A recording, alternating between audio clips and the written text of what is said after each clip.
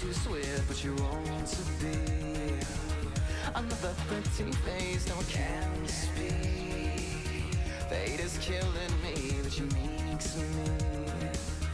I'm pushing up to the limit.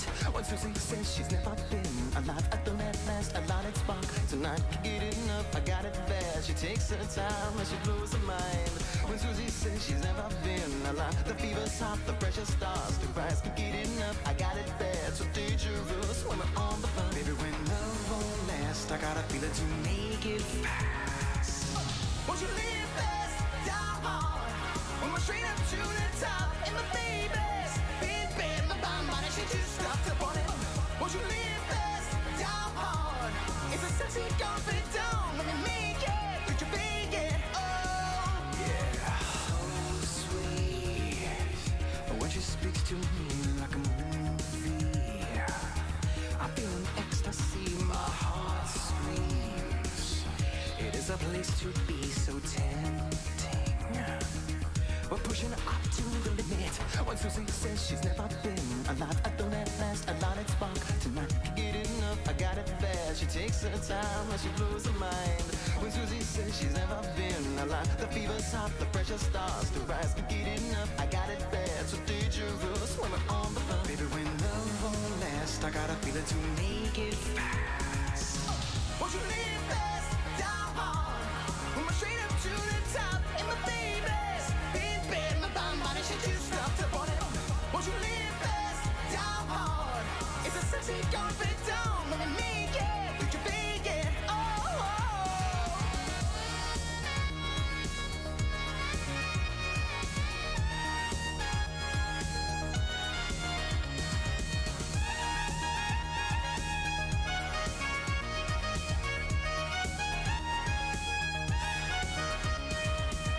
Won't you live fast, down hard? When we're straight up to the top, and my baby's been bad, my body should just stop to want it. Won't you live fast, down hard? It's a sexy comfort down, let me make it, could you make it? Oh, yeah. Won't you live fast, down hard? When we're straight up to the top, and my baby's been bad, my body should just stop to want it. Won't you live fast, down hard? It's a sexy comfort down, let me make it, could you make it? Oh, yeah.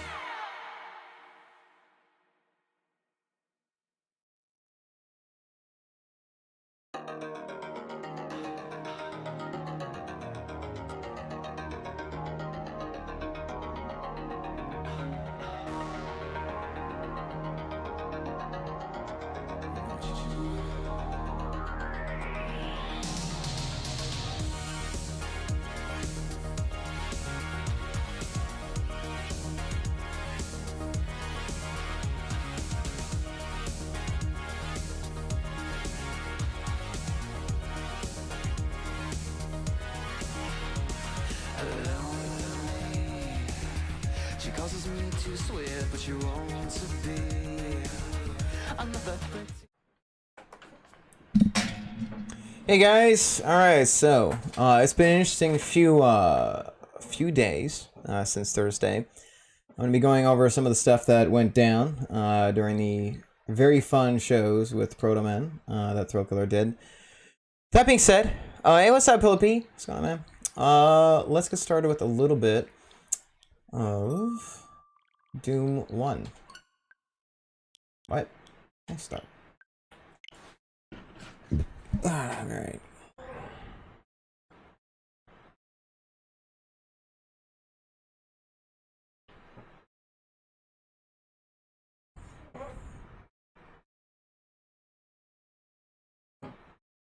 Hey, what's going on, Palace? How you doing? Thanks for dropping by, man.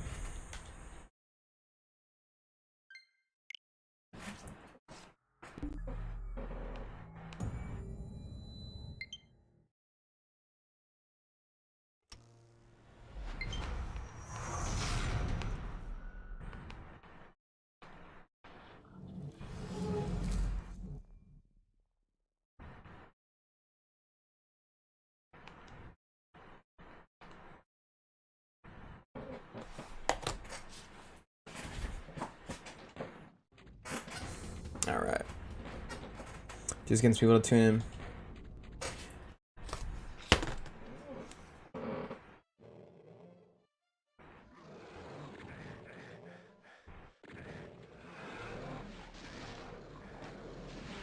Where are we? Okay.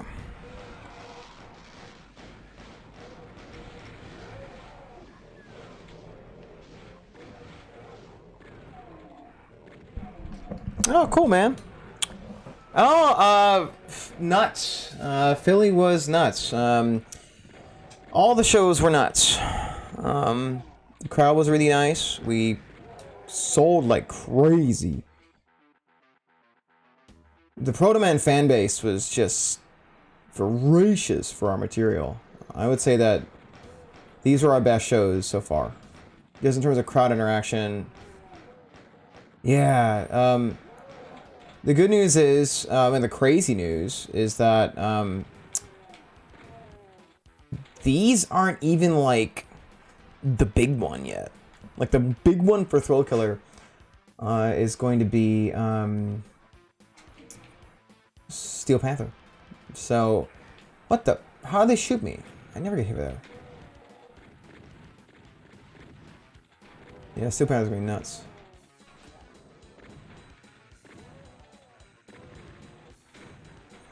Alright, where are you?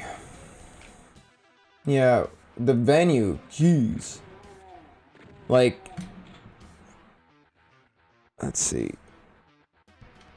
Oh, okay, we figured out what it was, Palace. It's kind of funny. Well, we figured out a way to make it easier for sound guys. That's the way to put it. So the SM58, the microphone I use, because the SM58's pretty much industry standard microphone. I forgot. I didn't actually know there's a setting built into it that's already turned on for decibel boosting.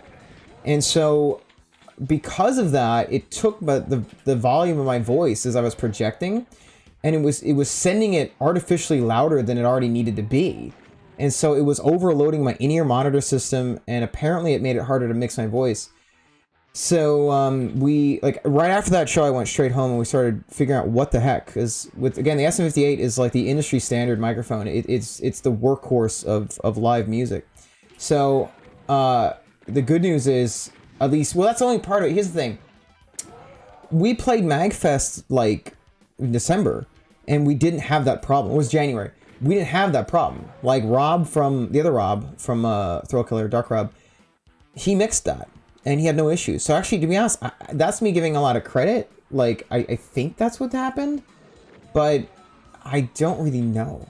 One way or another, I know it's a lot easier to mix due to the fact that I've turned the decibel thing down. Hey, what's up, man? How you doing? But Baltimore is still a great event. I have a bit of a history with projecting a bit too much for certain microphones. If they're not set like to a low enough sensitivity, I will apparently blow them out. It's one of the side effects for this style of voice, I guess. That happened in my first rock opera back in 2012. It was a power metal opera called Valhalla, and my character was a Asgardian half son of Odin who had to use his voice to like slay gods and stuff with high notes, and so it was very like vocally intense stuff. And we had one of those mic packs attached to me and stuff, and apparently my voice, it was just too much for it. Like there's clips of it where like it's cracking and all this, and eventually it just kind of puttered out by the last night, and I had to use an SM58. But oh dude, Valhalla is so absurd. That was my first musical thing. Yeah, like I'm trying to like look at the positive, you know, like I really felt bad that people couldn't hear me. So me and my sound guy, then Lily and I, right after Baltimore, were like online trying to figure out, you know, what caused that problem. If it was something on my end I could solve. And so once we found once he revealed the decibel thing, he was like, yeah, you know, usually they have a booster already turned on for voices. If it has yours turned on, like, you know, with your volume, you're just gonna blow it out. So I was like, okay. I found it, and he was correct. I turned it down, and everything worked a lot better. But I took a clip from Star Wars where it's like, now witness the firepower of a fully functional and armed head voice. And He was like, unlimited power of. But yeah, that was the way of kind of looking at it as a positive. That apparently your boys like I didn't even use like the name Power Rob. It was not designed to really talk. It was not about like my voice. Valhalla with an E. That was you actually can look it up. It's Valhalla from 2012 from the Baltimore Rock Opera Society. There's still a lot of media up from that event. Interestingly enough, actually, the company I did that with is adjacent, kind of, to the Proto Men. It's how I first started learning about those guys, was after I did that event and a couple others. So I talk about Valhalla a lot in these shows just because it was such a mind-bogglingly cool event I did. I gotta say, actually, I brought up I brought up a little bit of that after New York. Both, again, all three shows of Proto Men were a complete treat. Like I cannot thank them enough for bringing us on board and, you know, letting us do our thing and with such a wonderful crowd. And like my old band Aries, we opened for the Proto Men for 2 shows. We played Springfield and Richmond back to back, and they were just lovely experiences. And my old band was like 80s heavy metal. It really wasn't like with Thrillkiller. When I made that group, that was the first time I started like writing music and lyrics. Before it was just lyrics. Oh my god, right? Is that Man of Steel? Aries is ancient. But with Aries, I wrote the melodies and I wrote the lyrics, but I didn't write anything else. And the way that the guitar player wrote, it was cool stuff, but it was very like Judas Priest, you know, Iron Maiden kind of stuff. And as a result, we opened for a lot of our favorite bands. Like we had a really good run. We played with Sebastian Bach twice. We played with of course the Proto Men twice. We played with Symphony X, Metal Church, Doro. But it was still in that niche of 80s heavy metal. Like I would find us getting rejected for certain shows we won because they would claim that, quote unquote, we don't need 80s heavy metal. Actually, one second, let me turn on my air purifier. There's an old cologne I wear sometimes at Celebration from the 80s, or at least it was designed back then. It's really like I guess like retro kind of smelling, but God, I'm trying to breathing, so I'm gonna turn on my air purifier just a little bit here.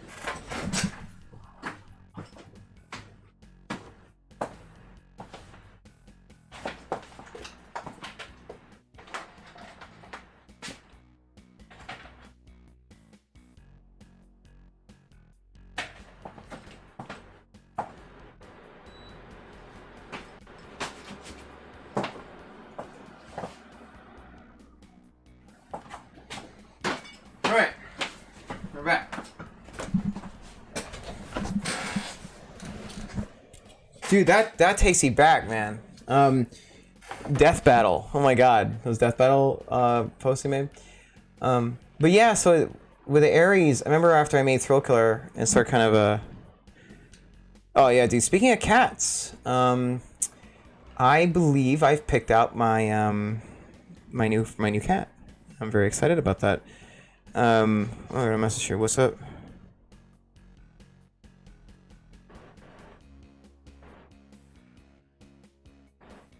Yeah.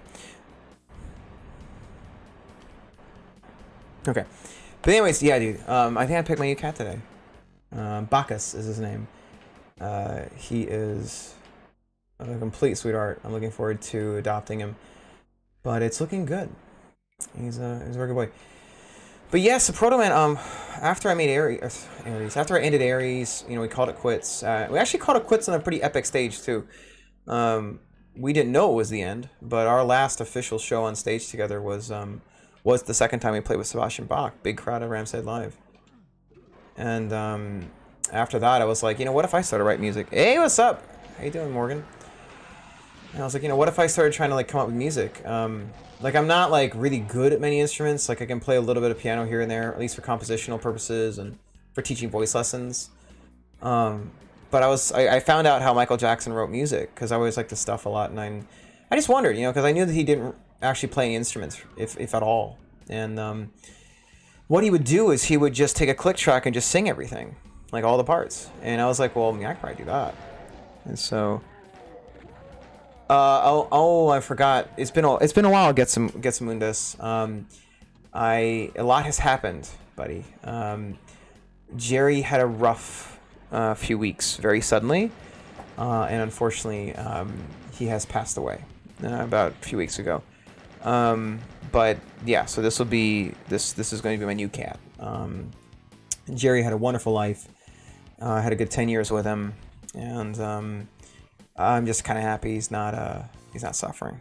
But yeah, I forgot. I've not streamed since then. But yeah, this new guy, you know, I have all of Jerry's stuff. I got his favorite foods and all that, and I just, you know, I always want to have a cat that I'm looking after. I love giving happy lives to cats. But here we go. Yeah, I regret wearing Fahrenheit as much as I love this cologne. I realize, yeah, I put a little too much on. But yeah, so with Thrillkiller, like, we started experimenting, and I started trying, just started trying out like what it was like if I wrote, and then that's when our first song, Passion Killer, came out, and people liked it a lot, and I decided to keep writing that way. Our first EP came out and all that, and after the first EP, I fell in love with synthwave, and also just as kind of my own background as a writer, there is a lot of video game music that sneaks its way into my melodies that I'm not even aware. Like, a lot of influence comes from it. So, like, oh, that's awesome. I'm glad that your buddy has a good home. One thing that really irritates me is when I see a cat who has been abused. Like, there's this orange cat. God, I wanted to take him, but the one that I picked, he really, really liked me, and I liked him a lot. But there's this orange one. He was so sad, but he was so friendly, and like I wish I could take two cats. Like, I would get them both. Part of me's thinking I could, but it's tough. And sometimes I get annoyed. Sometimes I get really annoyed when I see a cat like that, because part of me thinks that it was abused, and it's to abuse a cat. You know, you have to be one of the most scummy people in the world. I can't. It's hard to think much lower on somebody who abuses a cat, or any kind of pet. Like, so like this poor orange one I saw today. Like, it seemed to me that maybe something bad had happened to it. That's actually one of the reasons that my cat was the way it was. My old cat, like Jerry, he clearly had been through something traumatic in his life. And I always wish I could figure out who did that to him. Because the cat can't defend himself. There is no reason.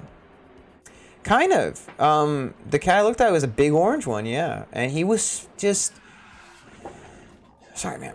I should have worn this stuff today. But yeah, he was so, like, he was loving...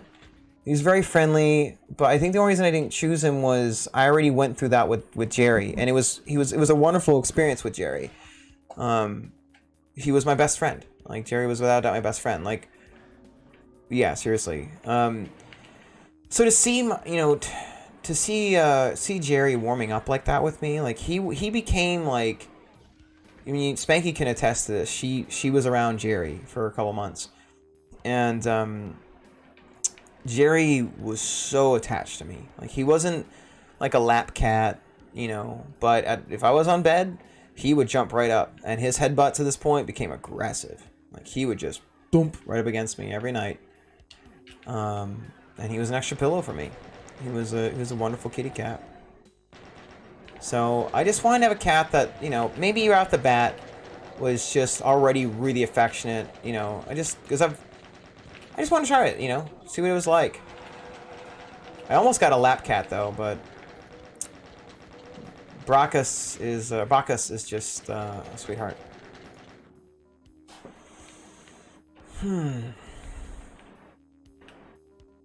But yeah, guys, I got a big month coming up. I hope to see you guys at some shows.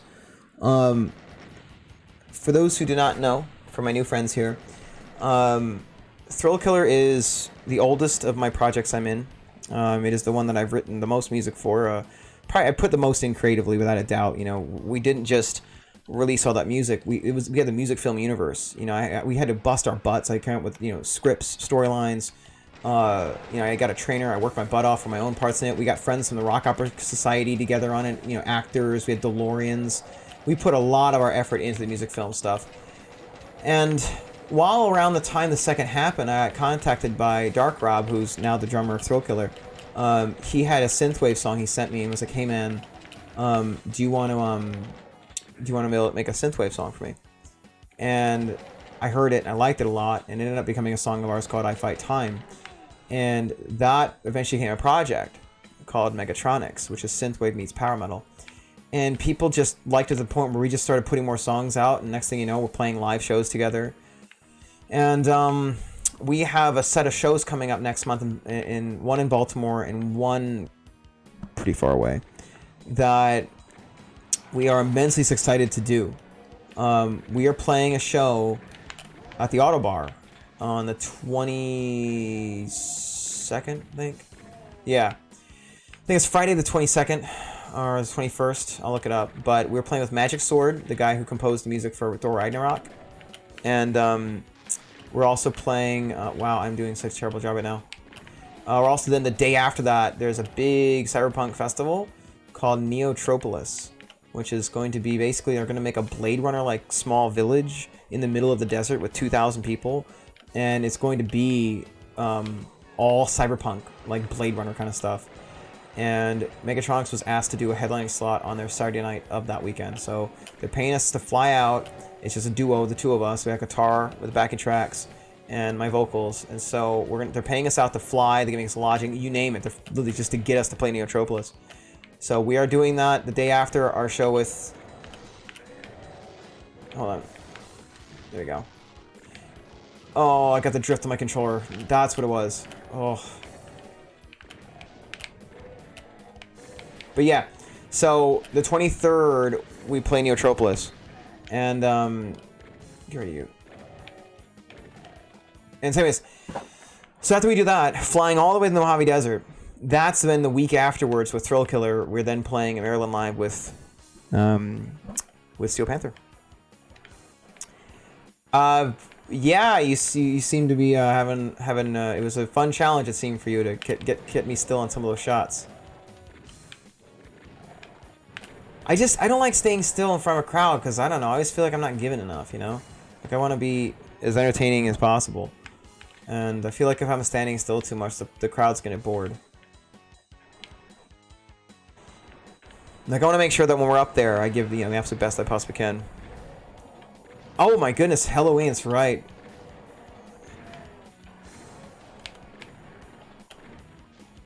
Oh my god, this is still drifting. Stop drifting. Like, do you see that? Oh, I got the back controller.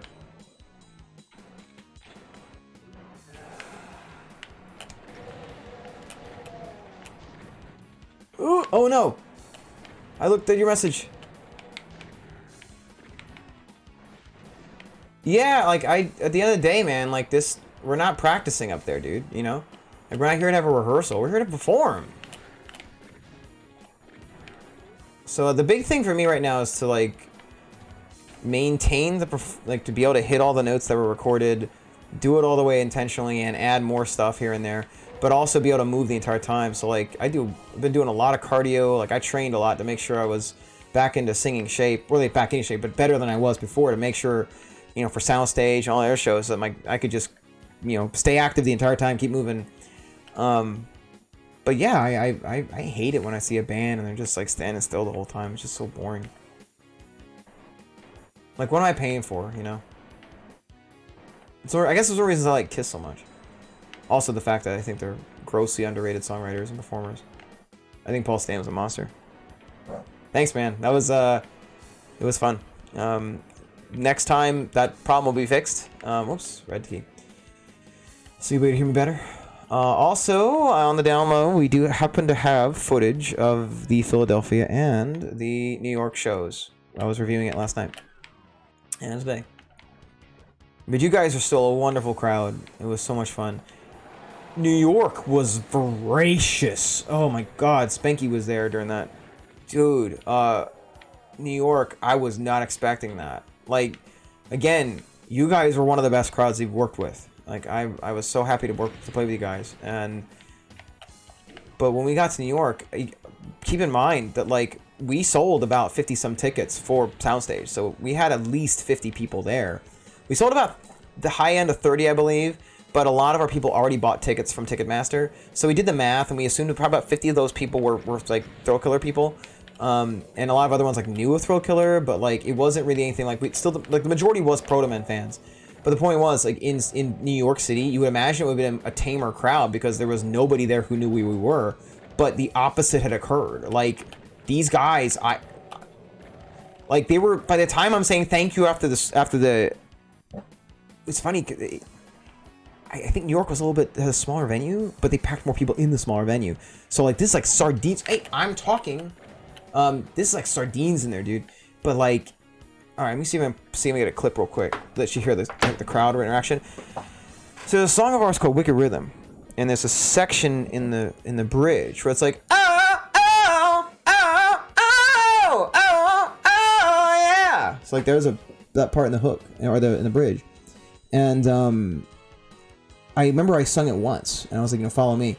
And so they started doing like you could hear them doing it back, and this is a crowd that doesn't.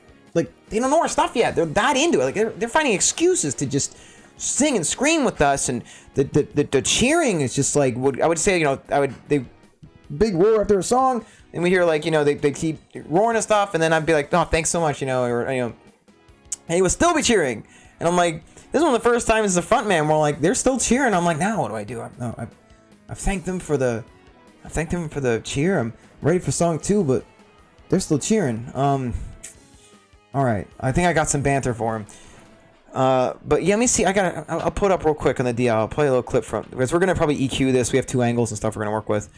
But I can sneak a little thing on the microphone here and let you hear like what we were working with this New York crowd. I'll play a little bit of a sneak peek of what happened during New York. Mind-bogglingly good crowd. All right, let me skip ahead. So this is song 1, okay? So I'm gonna play the end of song 1, and it just roars. Like, we haven't even announced song 2 yet. Like,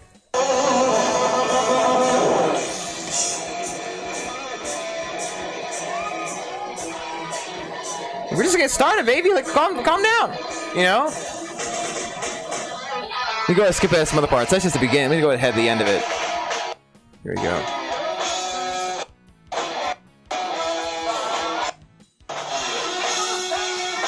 There we go. So this is the end of Moto, final part of the song. Impressive workout. Here we go. Dude, I love these guys. Like, all you guys are awesome. Here we go. So here's the final section of Moto. Like, damn, guys, it's awesome. Here we go.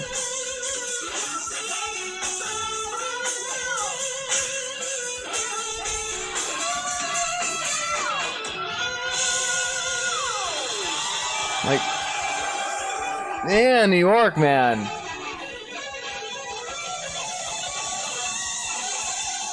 Sebastian was on fire on these shows too. Sebastian's a great guitar player. The whole band's tight.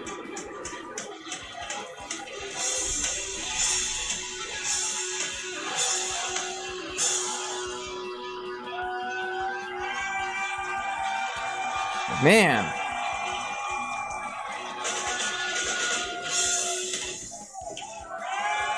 Like, they were nuts. Like, we had parts like where, and it would just ring like in between songs. It's just going on and on and on. And again, these guys don't know us, and that was like one of the best feelings. It's like, this is a completely stranger crowd. Like, these guys do not know who we are. They don't know what our music sounds like, and it's our job to win them over and just wake the crowd up. So dude, Keith is interesting, man. If you want some Keith notes, I do have a song that gets up there. Moto is more of a funky song that has a couple Judas Priest screams at the end of it, but the really like the most nuts song in the Thrillkiller catalog. There's a couple that are contenders for them, like most exhausting. But I would say Digital Desperado. Digital Desperado is just, that's like one of the probably top 3 Thrillkiller songs in terms of difficulty. It's just the way I wrote it, you know, like it sound, you have to get up there in those top notes in the hook. Like when I write vocal lines, it's kind of like an 8-bit melody, and then I figure out later how my voice can handle it. And Digital Desperado's got to be up there. Like the hook's like, it's like Digital Desperado, the states and decay around me. Digital Desperado, it's always a price to pay when you feel the rage. And so like that's just the hook. Then you got the end part. It's like the states and decay around me. And then it's never makes their face when you're on the case. Like just all it's up there the whole time in the hook. But you really can't do it any other way. Like you got to get those high. But as a result, like, yeah, it's a pain. Like, that happens in Megatronics too, where like I'll hear something and I'm like in my head I can hear like, you know, notes that are actually, you know, it's like stuff that's up here, you know. And you just gotta do it up there because you can't. You want to sound good, you know. So like octave, yeah. Did you know this motto? The states and decay around me. It doesn't have that epic, you know, ow! Kind of range. But yeah, Desperado is. That's an interesting song. The creation process for that one was that was from I was on a date around that time. I was this girl I was hanging out with, and she had fallen asleep on my bed, and I was about to fall asleep. And as I was like in that kind of not awake but not dream state I was in at the time, all of a sudden I heard this riff in my head. And around that time, I think I was listening to a lot of the Gambit theme from Marvel's Capcom. It didn't do it. I forgot exactly what it was. But it's got this cool riff to it. But anyways, this new riff hit me instead that had some elements of it. But it was like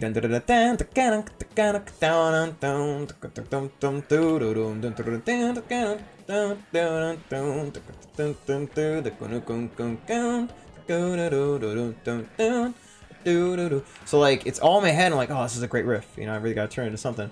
And so I go on. Oh my goodness. Oh, I should have paid attention. But anyways, oh, this is a pistol. It's gonna be so bad. So I recorded on my voice memo and I sent it over to Sebastian. And he heard the, you know,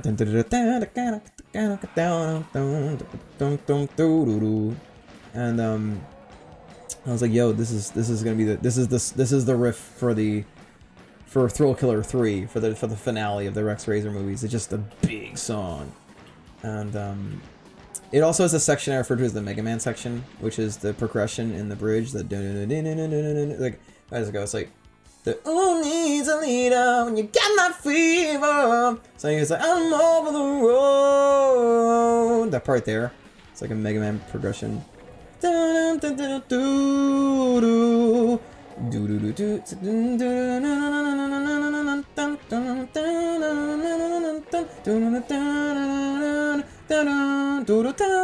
Like that. That part there is like Little Mega Man.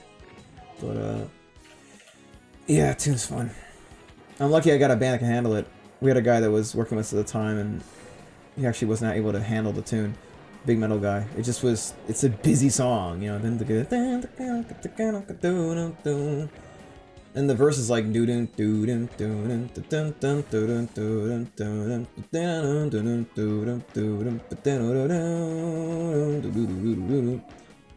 yeah, that little fill there too.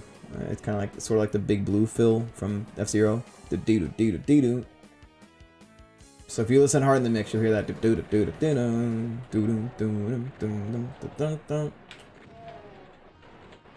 Yeah, a lot of video game stuff gets stuck in there.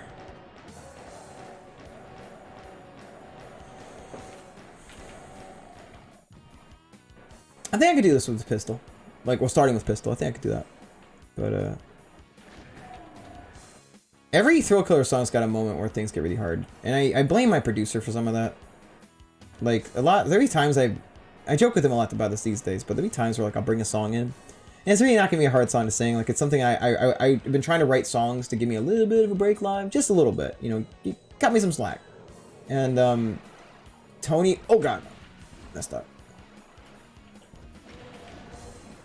Tony will have ideas, and he's like, yo, try this out. And eventually by the end of it, I'm like ripping on the song. And it'll sound cool, but then it's like, now where do I put this in the set? Like, that's why I gotta work on that cardio. because Thrillkiller sets are their workout. Megatronics is too. Like when I got into synthwave, man, I wanted to I thought it'd be like some smooth stuff, you know, some chill like 1 octave stuff, and oh my god. Kill him. There you go. This is not good. Oh! But then Robbie sent me Hi-Fi Time, and it was this epic song where I'm like ripping out and stuff. Gamma, I've not heard Gamma Ray's new singer. I've gotta check him out. I'm assuming he'd have to be good. I mean, however, you know, it could be a case of Blaze Bailey, you know, a dude like not necessarily cut out for the job. That's the problem with Blaze. You know, he could have been seen as like a good baritone in metal, but when you fill in the shoes for Bruce Dickinson, you better have a high range. Like, how are you gonna do the old songs? We gonna tune them down? Like that ain't gonna work out right. You know, it's kind of like the guy that replaced Michael Keys. One of the guys replaced him in Halloween. The kind of scratchier kind of sounding one. Ugh. Actually, 1 second.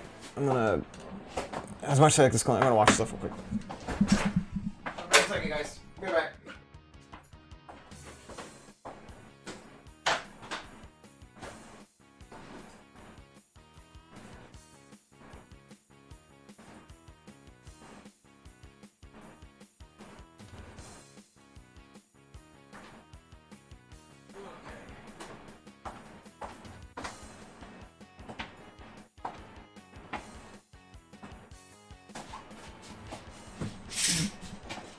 Alright, back.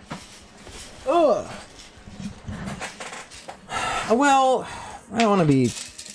I've heard good things about Blaze. I've heard he's... sheepers, really. You know what I could do in some lessons... Or lessons, God, I see how much I've been busy lately with teaching. You know, it'd be kind of cool... I wonder if I could do like a live reaction of certain metal singers. I kind of go over what I'm noticing. Not really like in a critical way. But more like... seeing if I notice any stuff kind of behind the scenes, you know, that's going on with their voice or the recording or something. Wow, Sebastian's got a video that's kicking some butts. That's cool. I never saw that. I gotta subscribe to him. That's interesting. Any comments? What? Whatever. Yeah, I'll do that at some point. Because I have some lessons like that, where a student will bring in a video they want me to analyze and kind of see if they... It's like a lot of times if you want to build your own voice, you can probably learn a lot from professionals that have done it themselves. Like, that's how I picked up a lot of, or a good chunk of some of the techniques I did over the years. Some of them. In fact, my favorite... Okay, this is bad. I need to switch controllers. Yeah, I need to switch controllers. I can't do this drifting stuff.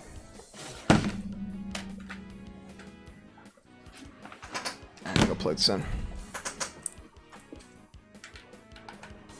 Right.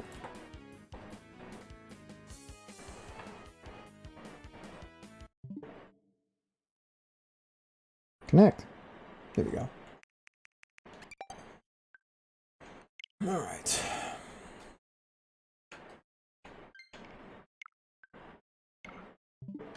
I mean, I can probably just look up real quick and let you know if he is or not. Let me do that. Okay, is there a song that Darius does where you hear some of that falsetto? Because I can just tell you like what he's doing real quick.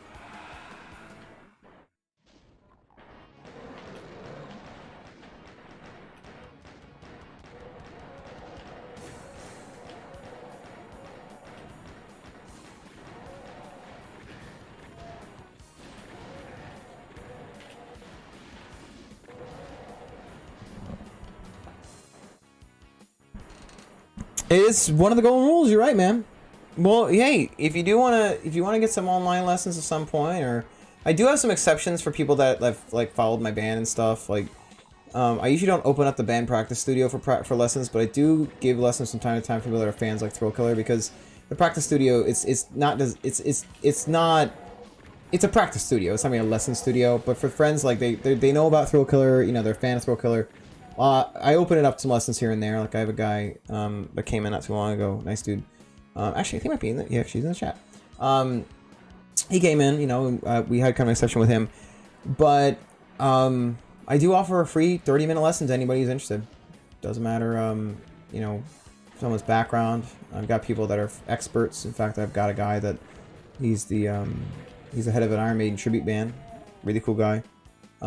Star Invasion from Master of the Rings. Well, let's find out. Let's see what he's doing. Star Invasion. Is there a part on the song, like a specific part of the song that he does this?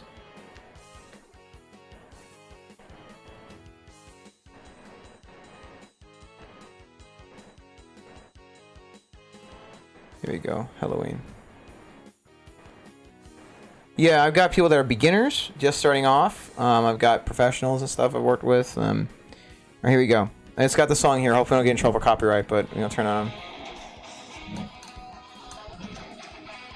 Alright, got your song here. Skipping ahead.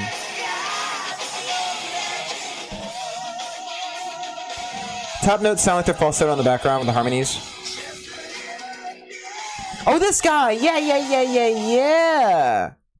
Yeah!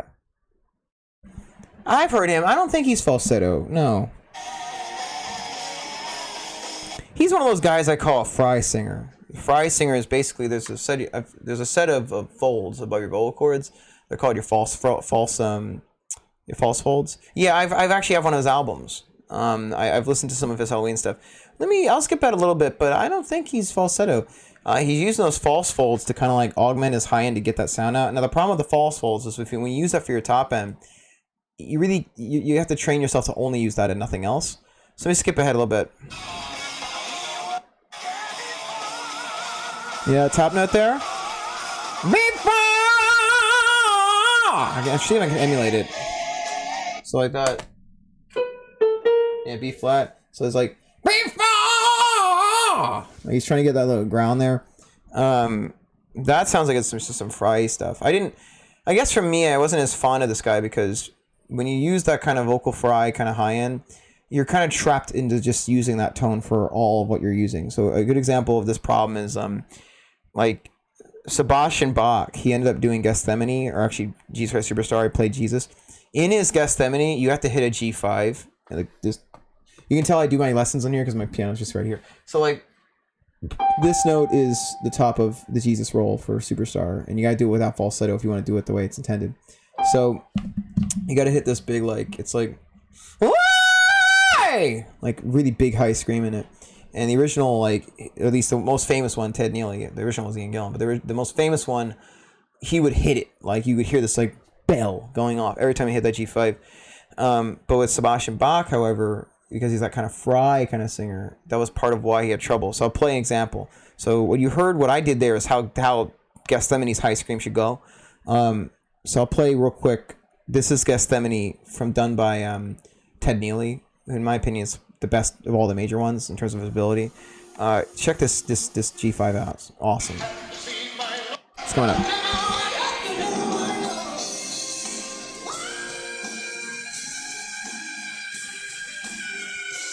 Every show, over and over, you gotta hit that. There's more coming too. It's like there's a passaggio bend he does in a second. It's tricky. This takes me back. I did a run of this a couple years ago as Judas. It was fun. But this part coming up, I would demonstrate it, but my neighbors are gonna get really mad at me. So take it easy. There you go. So, but full. There you go. All resonant, front of the head. Here we go. This bend is a pain.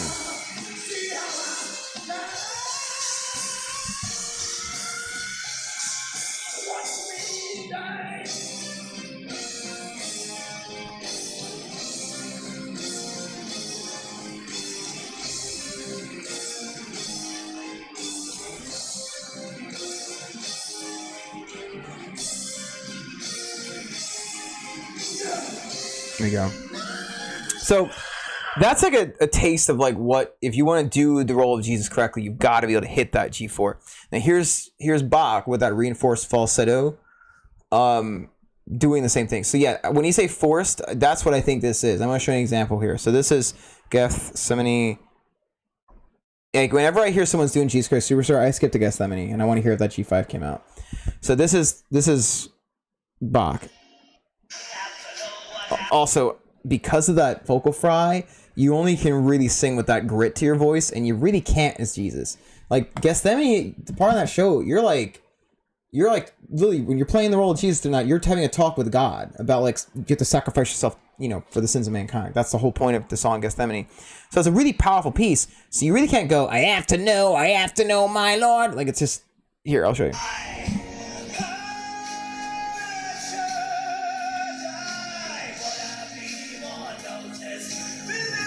Like he's trying to chest belt through this, which is not a bad idea. We're skipping. The hard part's coming up in a second. So right at the bat, like right at the bat, your versatility is shot. Like you really can't move around very much in terms of your tone if you just focus on just the fry stuff. So let me go to the high stuff now.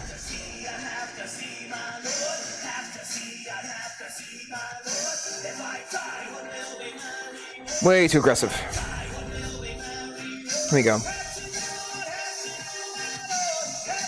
Here's the G5.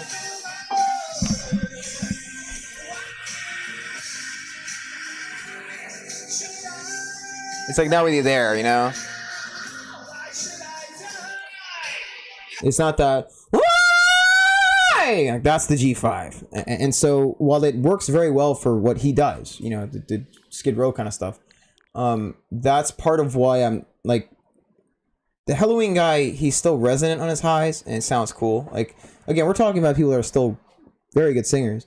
But this is like down, if I had the ability to just choose a technique from the get-go, like what would I do? If I was going to make Skid Row, yeah, Bach's technique is probably optimal for that. Like it's you would want to go for that kind of singing. But the problem is if you want to do anything else, it's going to limit you. And so like I couldn't hear like him doing like, for instance, like Careless Whisper. You know, you get to get those smooth tones in there. You know, like I'm never gonna dance again. Like just I couldn't hear that. But anyways, it's just I that's the same guy. And part of why I like Michael so much is, first off, Michael's technique is so refined that he blends his head and his chest voice to the point where they just sound like one big voice. And in my opinion, that is like the best way to bridge your voice, is make it like one big connected voice. Like when you hear that guy, the second Halloween guy, like start singing in his top end, you know it's his top end because it's got that grit and those, it's just that sound to it. It's not as connected to the low end as like Michael's is. With Michael, it's almost like you can't tell much when he's in his head voice sometimes because it's just so connected to his low end. Jeff Tate's like this too, where like everything is so connected. It also is part of another approach that I'm a big fan of, which is Kai in general. You know, I think only the Kai Hansen's only downfall, like that. The only thing that I think works against Kai Hansen is the fact that he's naturally a tenor, and a lot of people like they desperately want to be tenors, but tenor does have a downside to it. Oh God, hold on. The problem with tenor is, yes, your high end is in abundance. Like you have tons of these high notes to pull from. Okay, I gotta.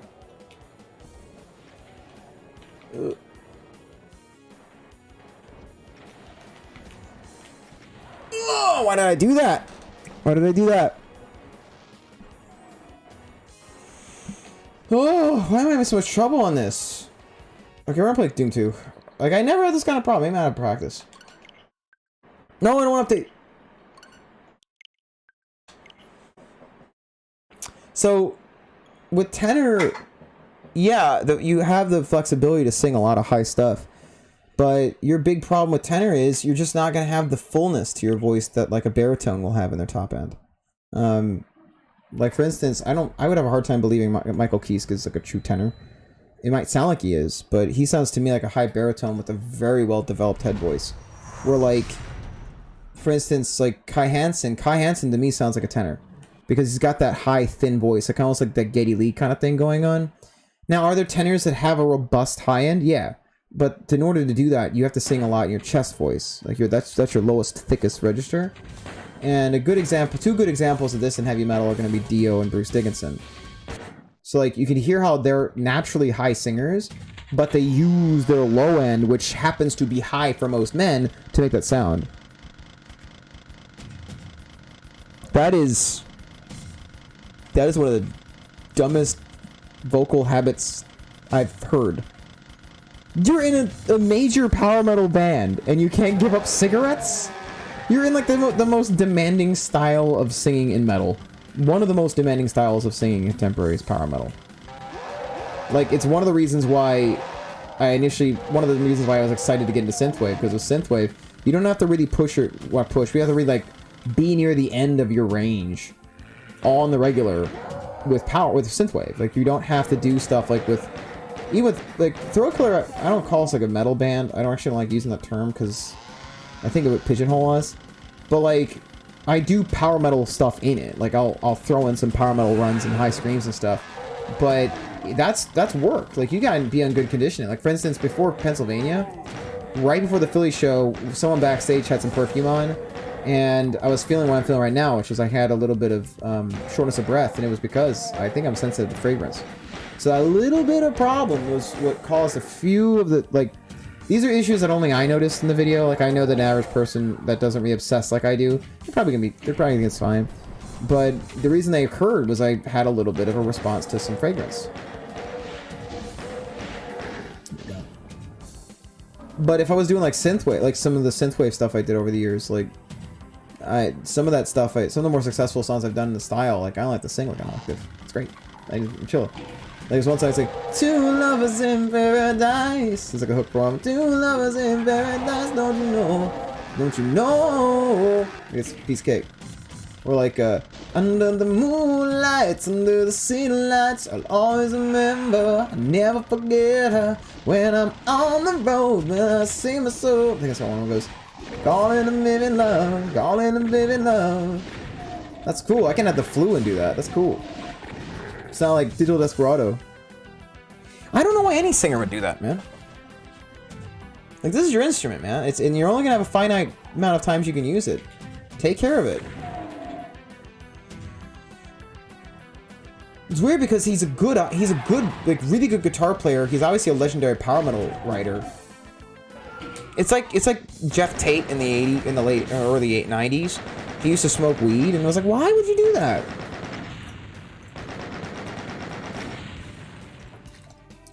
That's like the worst thing you can do.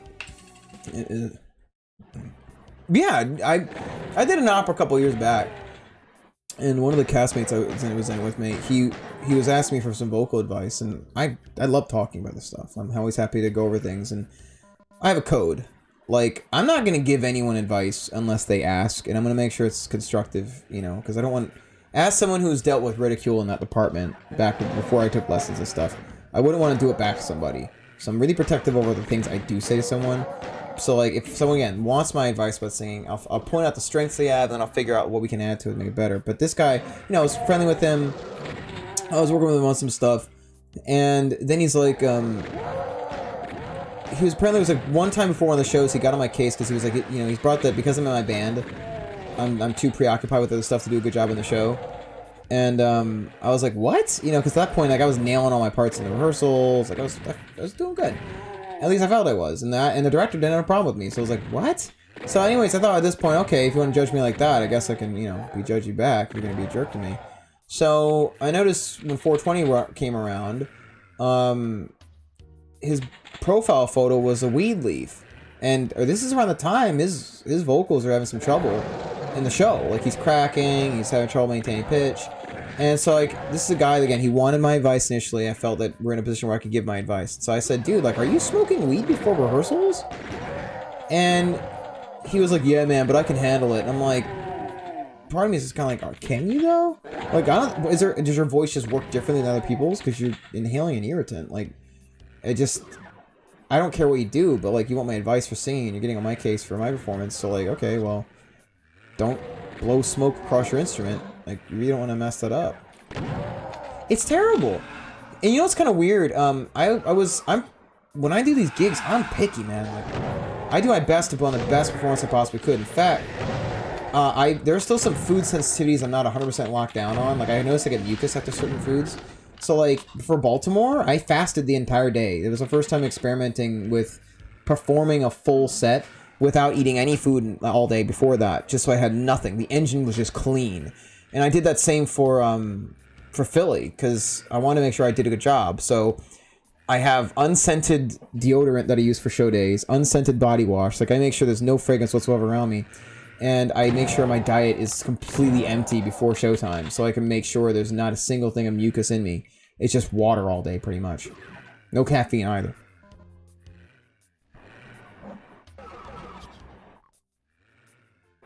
Yeah, no, seriously, I'm not being judgy of anyone's, you know, whatever you want to do in your free time. By all means, man. It's just, unfortunately, our voices happen to not respond well on a professional level to smoking. It's even when, and whatever you're doing, like even now, again, like I'm having a little bit of trouble breathing, and I think it's because I had too much self fragrance.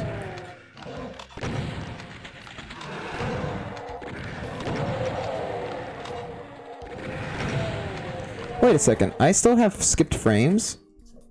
Hold on, let me go to my task manager and see what's going on. Why do I have skipped frames?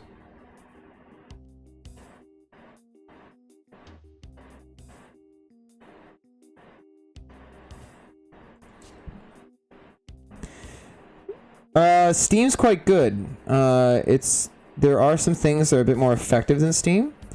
The problem I have with Steam is it really doesn't quite get deep enough into the respiratory system as much as I would like. Having Steam open. Oh, right. That's Steam. I got... Yeah. So I actually am running this off of... I'm running this off my Switch. I'm not using... That's because I want nothing else on the laptop except for streaming. But I got something that's... Like, what is this? I got a prompt showing up on my window. What is this? Okay.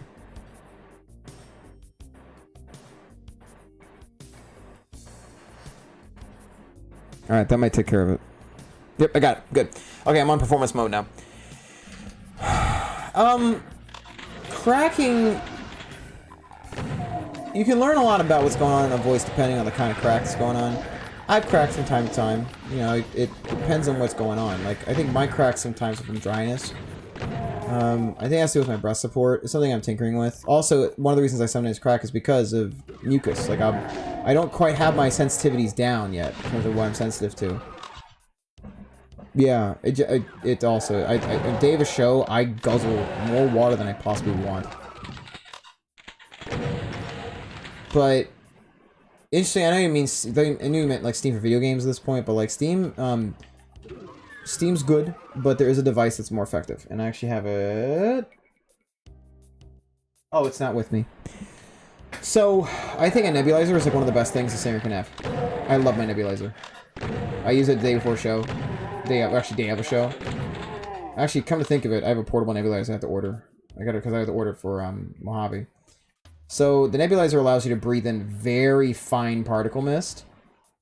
And yeah, I was like guzzling water that day. I had to make sure I was like so saturated. Here we go. That I was just sick of water. I wanted, like, because you really want that thin, like very thin mucus to sing your best.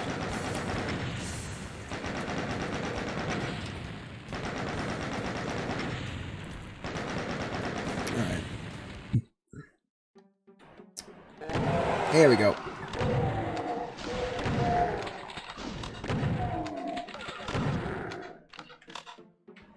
Got it.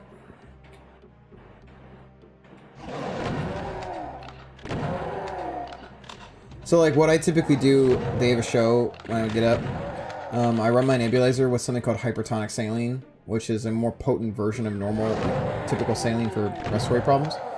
What the hypertonic saline does, it aggressively cleans out what's in my lungs, my sinuses, my vocal cords, and it reduces mucus and just kind of eliminates it.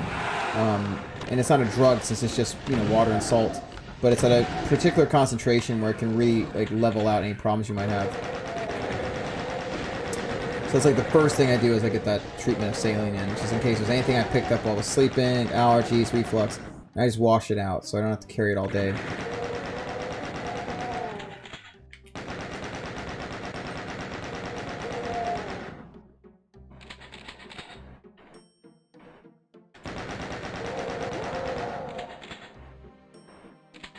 And there's tons of bottles of water, and at this point, yeah, I'm gonna start fasting until showtime.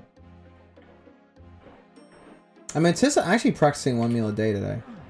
I'm trying to do that. I've had 1 good meal today. It's a giant thing of cabbage that I sauteed with some teriyaki. Furikake I put on top of it. There's a seaweed stuff. Gotcha. And then I had a big thing of some chicken breast to put together.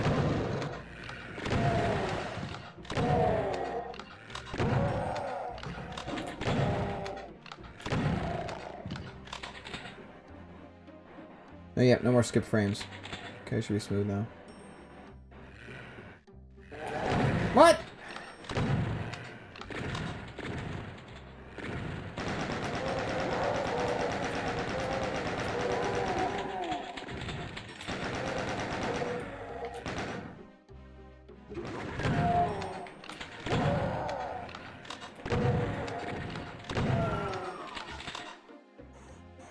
Maybe we should get a nebulizer, huh? Really good.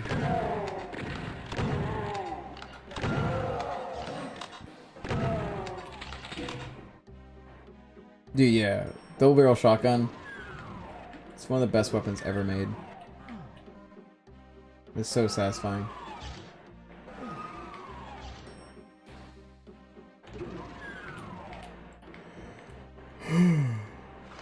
Oh, dead tail stomp.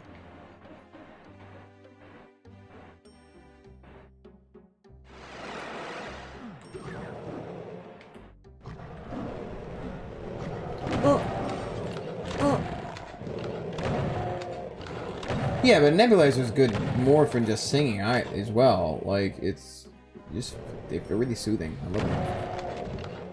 Alright. Alright. But yeah, so like, the Valhalla was the first opera I did. And then after that, I did a heavy metal opera for 2 years called 1814. Where I played the, oh, good work out. I played the... Basically, it's like what if a metalhead told the Battle of Baltimore from the War of 1812. And I played the British Admiral, the lead villain, Admiral Cockburn, or Cockburn. And he was based off Rob Halford, so I had to do a lot of that kind of stuff. Like a lot of the... I had the red coat on, it's basically... I tried to take some stuff from like 80s wrestling, like as a bad guy, because I really tried to get the crowd to hate me. But it was a lot of that. Cockburn was a very difficult role. Because I tried to, when they said Halford, I was like, we're gonna make this like as insane as I can make it. So you're like ripping A5s and all sort of stuff. And I did that. Yeah, for 2 years of that. I then did the show called Rock Bottom, which was it was basically like a sort of a Spinal Tap kind of musical. So this one band that hated each other. Which is funny because at the time I just got off tour with my band and we hated each other. I mean, we're okay now, but like it was a very easy role because it was very close to home. And then I did a show called Richard Campbell's Frankenstein. Richard Campbell's Frankenstein was pretty much this giant progressive metal epic about Mary Shelley's Frankenstein. It was like Symphony X meets Jesus Christ Superstar. It was a very fun opera, very gothic. I know Spanky was kind of regretting she missed that one. Definitely the gothiest thing I ever did was Frankenstein. I played Robert Walton, the ship guy, the captain of the ship that comes upon the island where Dr. Frankenstein is, and he tells me a story, and I kind of become the narrator of the whole thing. We did that for 2 years. Not a year. I did that for about a summer. Then I did one of the more prolific ones I did, which was I did progressive metal Sweeney Todd for 2 seasons. We did it for 2 summers, and I played Pirelli in that one. Yes, they kind of go into that in Frankenstein, Richard Campbell's Frankenstein. It was actually the monster was a relatively sympathetic character in our version, but he still was a monster. So yeah, two years of prog metal Sweeney, or 2 summers, which was a blast. We got to work directly with Sondheim via Telegram.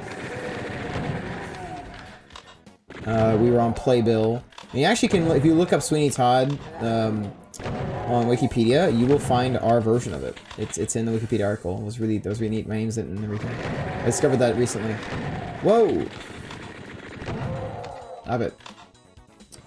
And then I did an opera, which you will probably appreciate, Palace, due to your appreciation of the Proto-Men.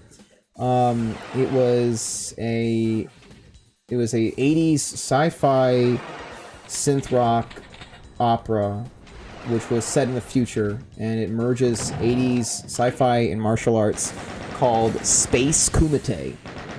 I played an intergalactic space wrestler in this hilarious opera where the plot is determined by slow-motion space battles in this little arena we put together.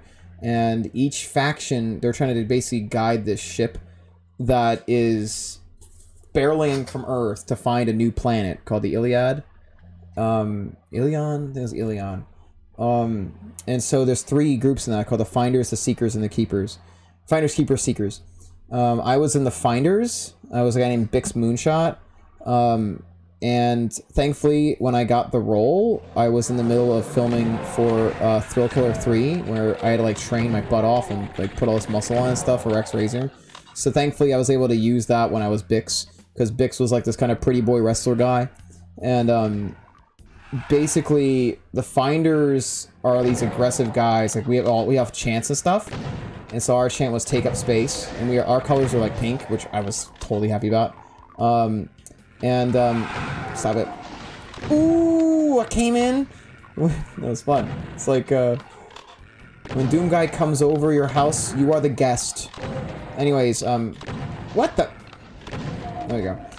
So in that one, there's a bunch of different endings depending on the crowd interaction. So as the crowd, like, cheers and stuff, that will determine who wins each battle, which has implications for the plot. So there's, like, 6 or 7 different endings for Space Kumite. And I think we were able to get all the endings for the last run we did of it. But yeah, I got to be the pretty boy wrestler. Yeah, it was so like pretty, like Bret Hart kind of guy. I would like do stuff for like whoa, who just shot me? Oh, right, you.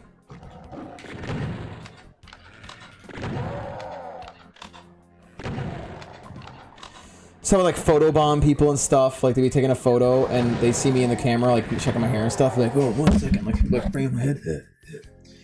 Pit Viper sunglasses. Actually the sunglasses I wore during New York City and Pennsylvania are the sunglasses they sent me to use in Kumite. They actually sent me some sunglasses on the house for the performance, and I have used those for a multitude of shows. They were wonderful to us. I think Pit Viper have sent Thrillkiller, Megatronics, and myself something to the effect of like $2,000 of free sunglasses for different promotional purposes. Which is one of the reasons you'll see me wearing them a lot, because I feel like first up, I like their sunglasses. Second, I feel like I owe them a debt to continue wearing their sunglasses. I heard about that, yeah. I got to tell Pit Viper about that. Maybe they'll send me some more free shades. There's some new ones I want. I'm tempted to order them. I actually do have my own coupon code with my artist name in it and everything. It's got limited uses though, so I gotta make sure like there's a pair that I really, really want. But yeah, they've sent so much cool stuff.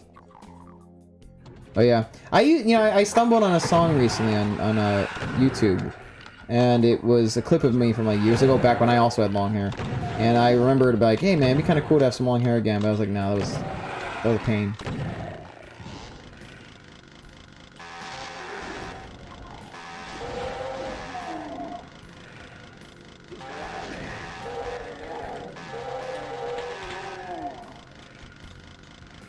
Yeah, dude. I don't want to do that again. I learned my lesson.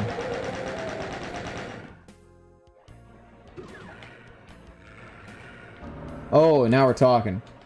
That Berserk's gonna come in very handy. How am I so low on weaponry, like, ammo right now? What did I do wrong? Oh, I go left usually first. That's right. But yeah, I don't want to do that anymore. So, I won't judge you if you get a cut, bro.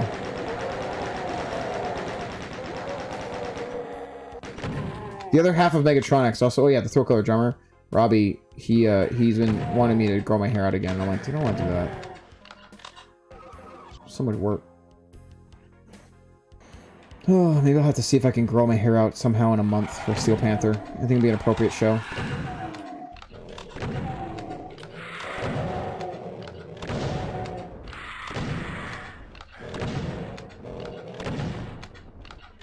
Thanks. I mean, I think my hair is fine now, you know. So you want to turn into the evil version of Getsamundus? You mean Dark Getsamundus? Because you have a goatee? All evil versions of people have a goatee, you know? Like if I have an evil doppelganger, it's gonna have a goatee. Show yourself.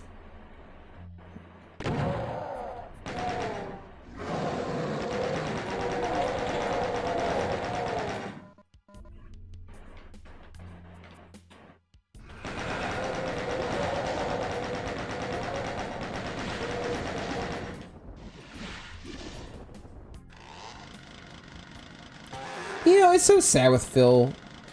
Like, there's a really good singer that could have come out of his career, but instead, he had to ruin his voice like that. Like, Cemetery Gates has some legitimately tricky high notes at the end of it. Like, that's actually quite hard. I got a video of me doing it, but, like, you gotta be feeling good to get those final screams in there. And it's so sad.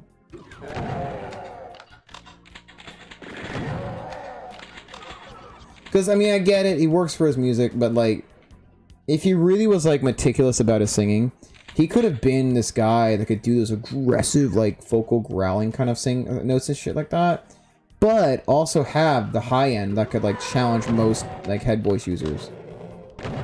He had the ability to do it. Ow! Yeah, no, Whiplash has some cool hair. Although, Sebastian's might be untouched.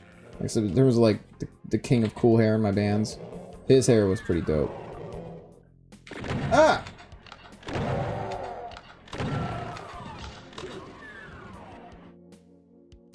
God, that hurt.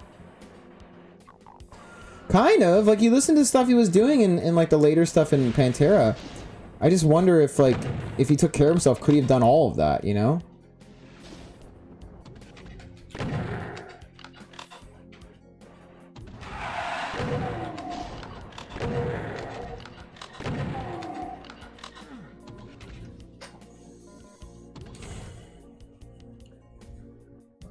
No, I'm comfortable with what I got now. Ooh. Ooh. Ooh.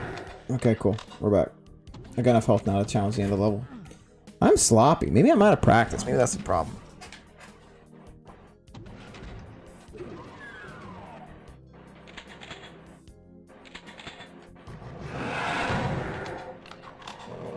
I feel like I'm missing a few operas. Like I don't think I've hit all of them. Could have sworn there's like one or two I've not went over in my chronological order here. Chronology. Oh right, boo. The craziest one. So the sickest one I've got, in terms of like scale, was one I've referenced in the show probably ad nauseum, but it's just so cool. It's hard not to talk about. Here we go. So it was an opera I did in 2014 where I brought back my character from Valhalla. PNC Bank sponsored it, and it was this big joint performance where like they were fans of the symphony from basically Baltimore's Symphony, which is the concert artists of Baltimore. So this massive, like traditional, like real like symphony with an opera choir, and they wanted the Rock Opera Society to collaborate with them by taking like their best songs and do like a one-night fusion event with the symphony, and they had me do the finale on that as my character from Valhalla again. And so that was 2014. Then they had me do it again 2 years later. In it's called Convergence Maximus, and that was probably like the pinnacle of my rock opera like achievements, was to get the headlining part there, or not headline, but the finale of that massive event. Where are you? I got to have like a laser guitar sword in my hand, and a bunch of the crazy stuff is going on. Shut up. There we go. Now he's gone. Did I just waste all my health? I did. Oh, this is not good. Oh god, I know the next level too. I need to get health before I go in there. Damn. Be a Maximus. Oh my god, what a rush.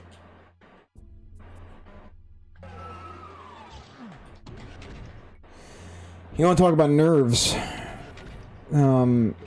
Maximus 1, the first one, I had to fill in for one of the other singers, and I got that song down. It worked, sounded good.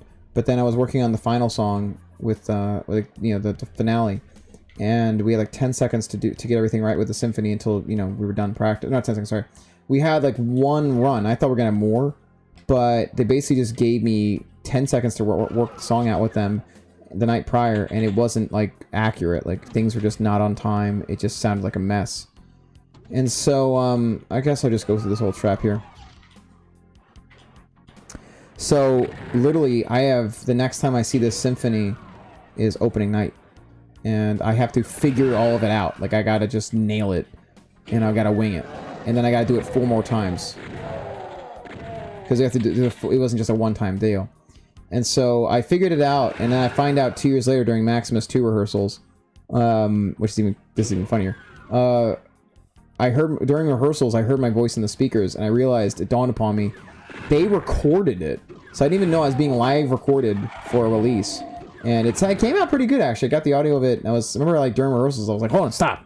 Like I'm listening on the speakers. Yeah, this isn't bad. Oh, you maniacs! I didn't know I was being recorded too. Like, yeah, that was probably the single like worst one song like nail biter I've ever had to do was the first Maximus. Because it's one thing to mess up, you know, on a rock show, but it's another thing to mess up when behind me is a wall of opera singers, and then in front of me is a complete symphony. Then on top of obviously the band from the Baltimore Rock Opera Society in a sold out event. So I teach my students a lot about like how to put things in perspective if you start worrying about stuff. Like, you know, everyone gets worried as a vocalist. I think it's one of the scariest things in terms of music you can do is be a singer. Depending on what kind of person you are. It's also the funnest though. It's like it's kind of like a high risk, high reward kind of thing. There we go. Like the benefits are amazing, but you are putting yourself out there in a way that not many other musicians, like anything really is like. Because this is your voice, you know, this is an extension of your body. So if you have a bad night, like, and the wrong guy's there with a cell phone, it can get kind of scary. So that, yeah, I always try to tell people when, like if a student's like, oh, was I off time? And I'll tell them the story of Maximus, where it's like, you know, if you were a little off time in practices, in lessons, this is where you bring those mistakes, because mistakes tell you something about your voice you can learn and use to your advantage later. You know, I told them, we're not auditioning tonight. You know, we're not performing tonight. This is where you want your mistakes. You want to make all the ugly bumps and boils on your voice you can in practice.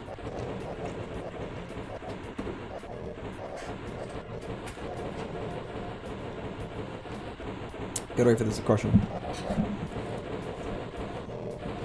Because you could be in that, you'd be like a thing was, you know, well, you could be in that position where you've got this whole symphony thing going on, and you've got to just make it work. Will you die already? Dang. Ah! Goodness, this thing is so frustrating. Alright. Dead now.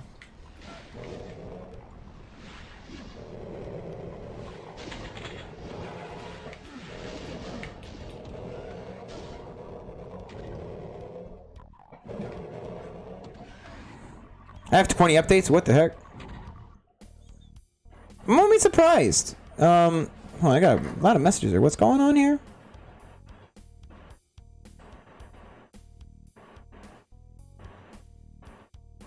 Whoa.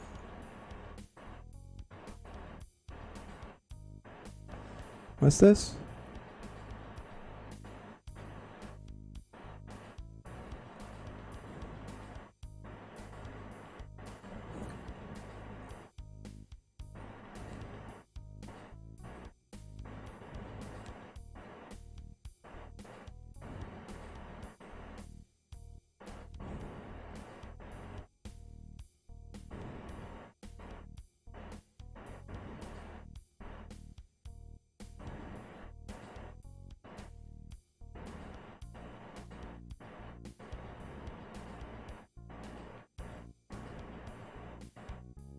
I have a show opportunity. You're right.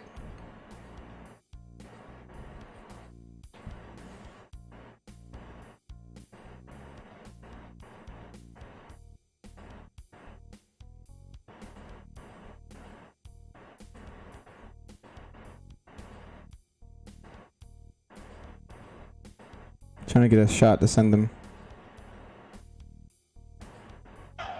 There we go. Oh, right. Here we go.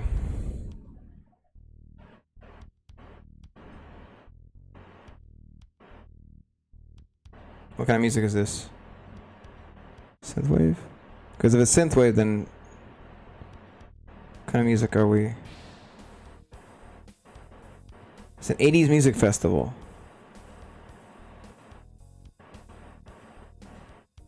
Interesting.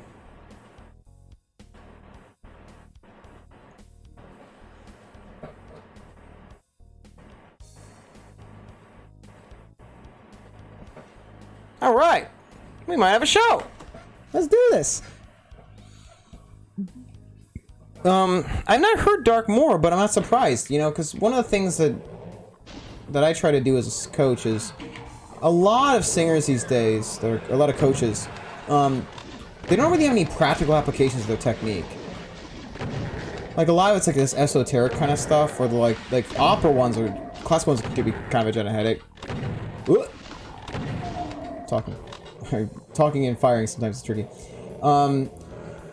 So, like, one of the ones that drives me nuts is when you hear an opera person, they'll say something like, "Oh, you need to sing down." Like, what does that mean? Like, let's look at how the voice works, okay? So if I gotta sing down, my voice is escaping my mouth. I can't change that, like, fundamental basic of physics. Like, my voice is going to come out of my mouth. It's going to go out. How can you take that and fill it down here? Like, that's not going to work. What I think they're trying to say, and this is why I was very hands-on when I took lessons, they're trying to talk about your larynx, which is this guy. And it's about keeping your larynx down and stabilized when you sing. Because a lot of times cracks happen because the larynx shoots up our throat and causing a lot of tension. So it's like, a lot of them they don't know that's what they're trying to say. And as a result, the student's gonna be confused. Like, what does that mean? Sing down. Like, that doesn't make sense.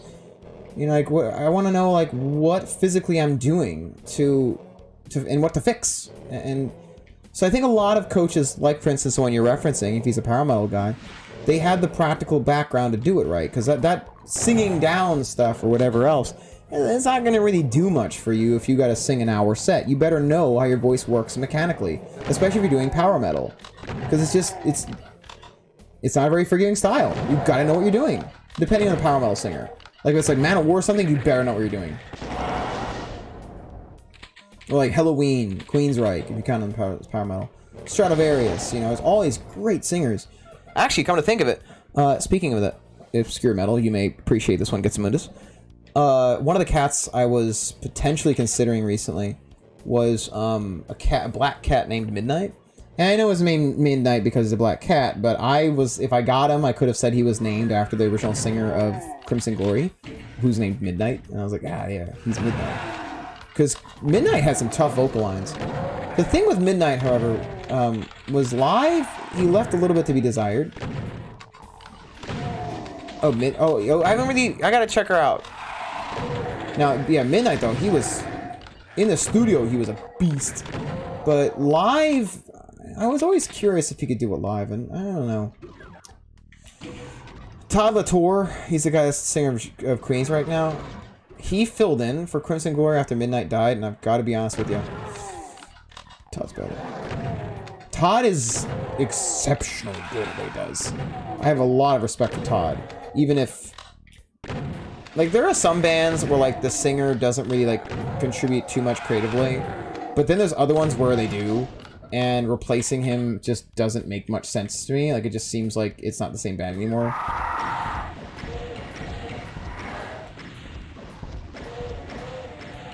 Like, Judas Priest, in sheer technicality, like a technical ability, Tim Ripper Owens is a superior vocalist to Rob Halford.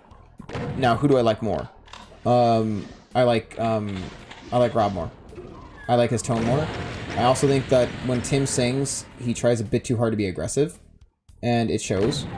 Like, I think that Judas Priest with Tim Abrons is too heavy for the sake of being heavy, where, like, Rob Halford, he doesn't forego good melodies and just interesting tones. Like, I happen to like Halford more, even if, in, again, raw ability, Tim is his superior. Like, he can do Painkiller and it sounds good. Like, Rob never really could. And it's not even a fault of Rob's. I mean, Painkiller doing that in a 2-hour set, that's challenging. You better know what you're doing. What the? Why did I gun so fine?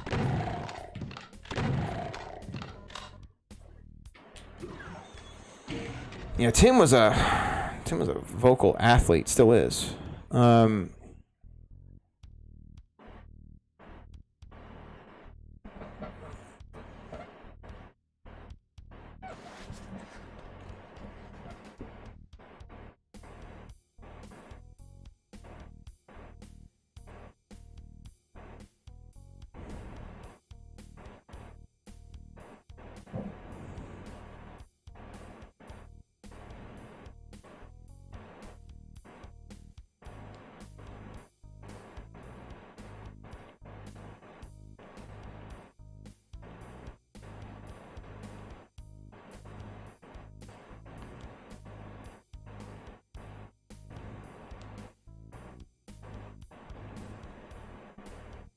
Okay, cool. Done. We might have ourselves a New York event. All right.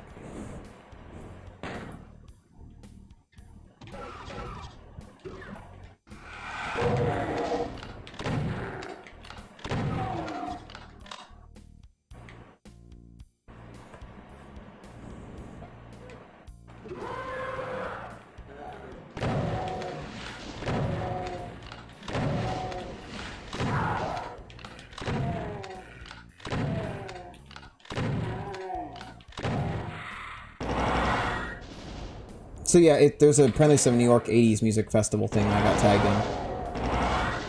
in. Like, actually, I'm not sure if you're familiar, Palace, but my solo work, I released my first solo album in November, and it's very synthwave. Like it almost has, I think it has no distorted guitars except for one solo on one song, done actually by Sebastian Thrillkiller. It's with a record label in the UK named Aztec Records. And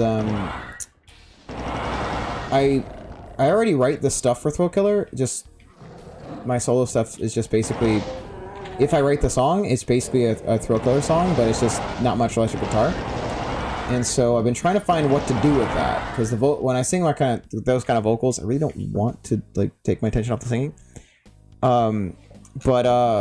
Yeah, I can play some of my own stuff on piano, but I don't know if I can play and sing it because it's still complicated stuff. But also, I've just got a better piano.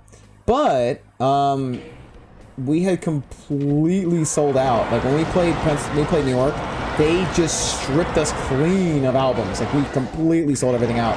So I just got a shipment of my my solo album, Monster Man, and we decided that it would be best if I sold those for now, since one guy from Thrillkiller is in it, and also if people like the writing of Thrillkiller, they're probably gonna like Power Rob, since it's the same guy writing the music for most of it.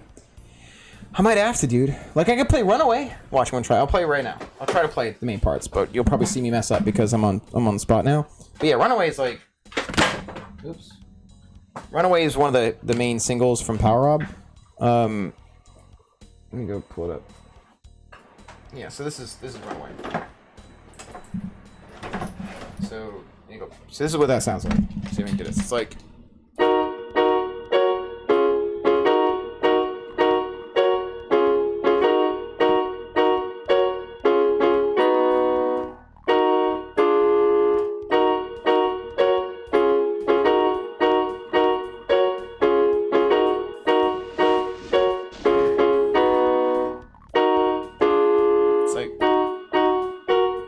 I got the next part. It's like, yeah, whatever.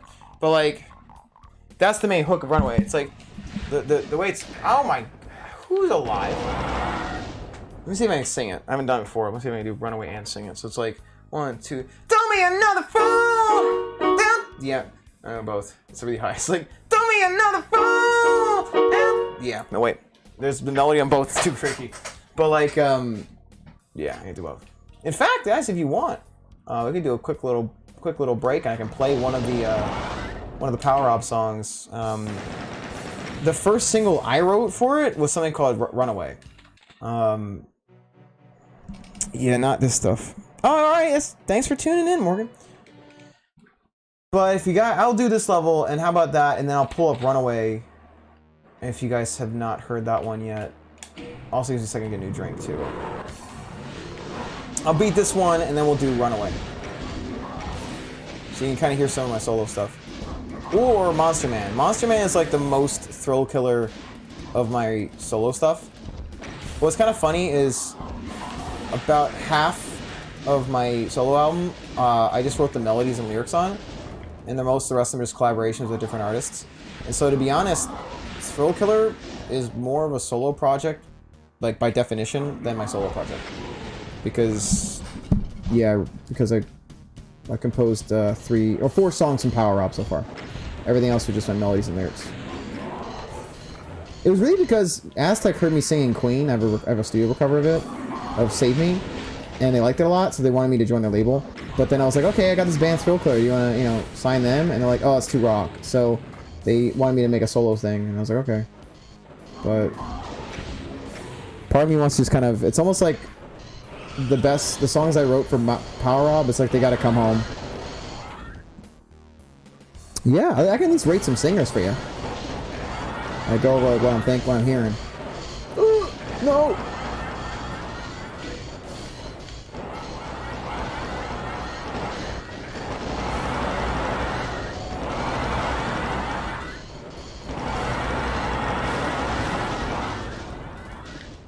Let's do that.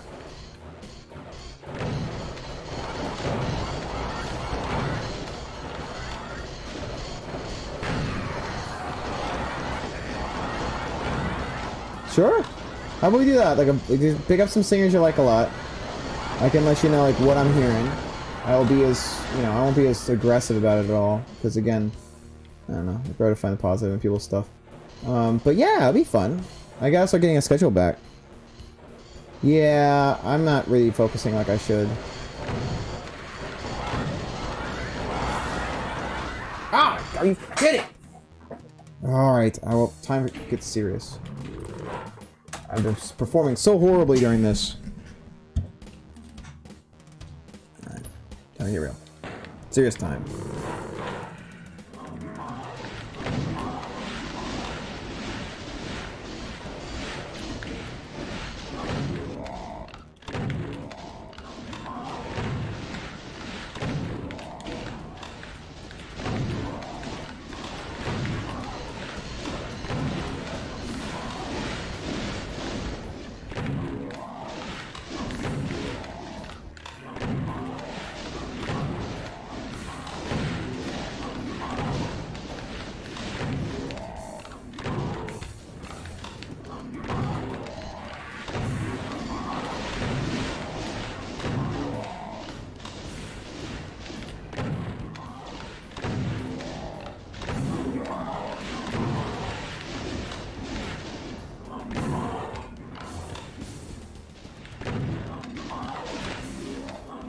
Ooh. Screw you.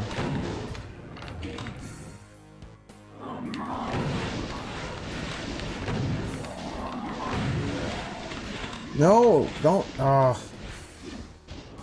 right.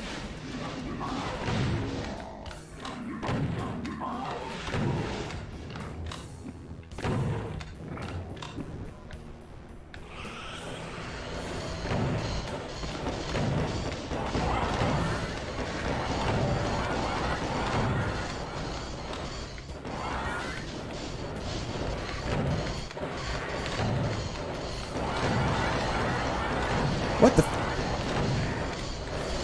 How'd I get tie bar up?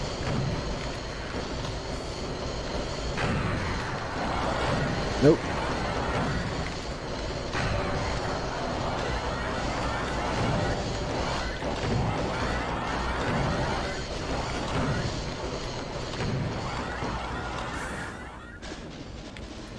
I'm trying to do it without anything but shotgun.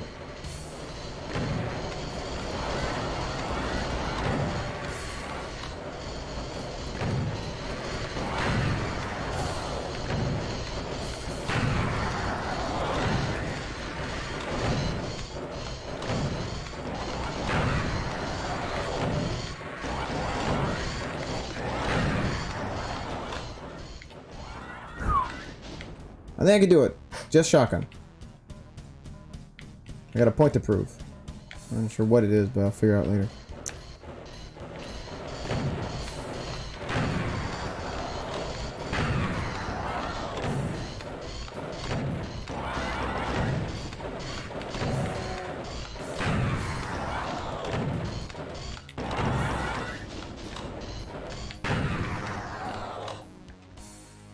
Alright.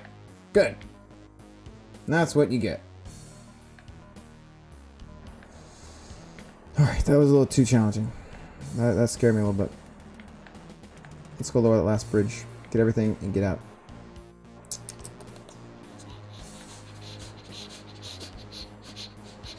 Alright, let's all play Monster Man. Alright? I'll play the title track off my solo album. And then you might be able to hear how it could translate pretty well to Thrillkiller. We're actually working on potentially doing that. Add a little bit of rock behind it. Alright.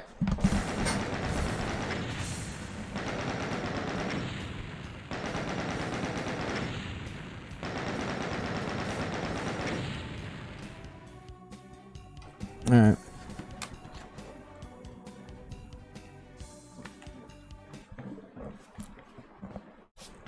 Let's see if I can play it on here.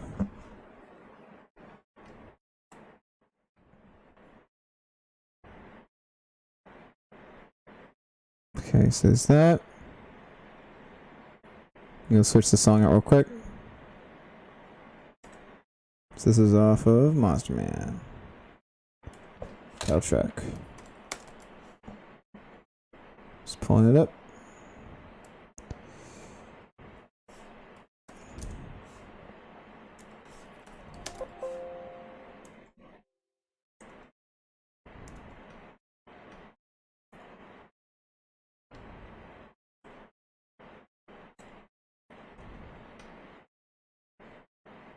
What? Oh, thank you. Alright.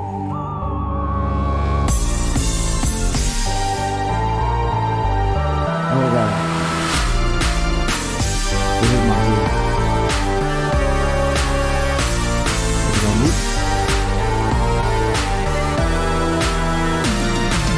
Dance, we're taking the chance. It's a vicious romance, and we can't say we'll never.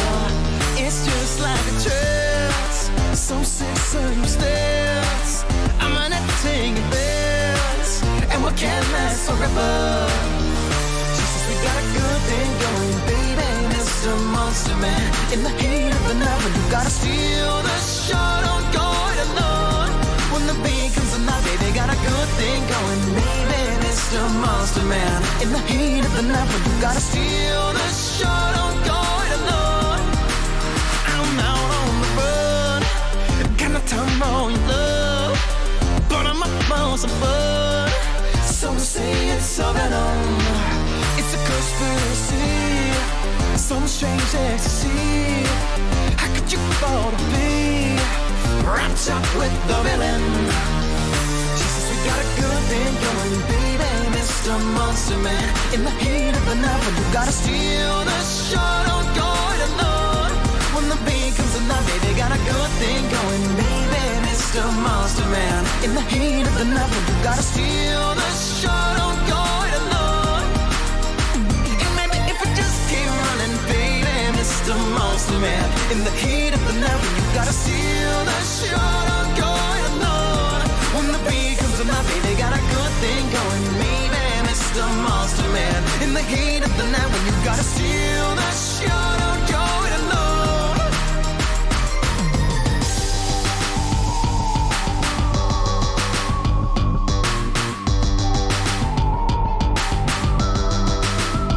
Jesus, we got a good thing going,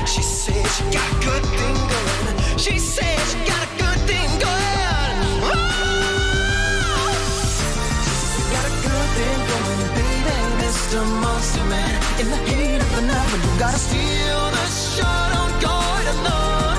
When the beat comes alive, baby, got a good thing going, baby, Mr. Monster Man. In the heat of the night, when you gotta steal the show. Don't go it alone. And maybe if we just keep running, baby, Mr. Monster Man. In the heat of the night, when you gotta steal the show. Don't go it alone. Just got a good thing going, baby, Mr. Monster Man. And when you gotta steal the show, don't go it alone. Oh no. Oh no. Oh no.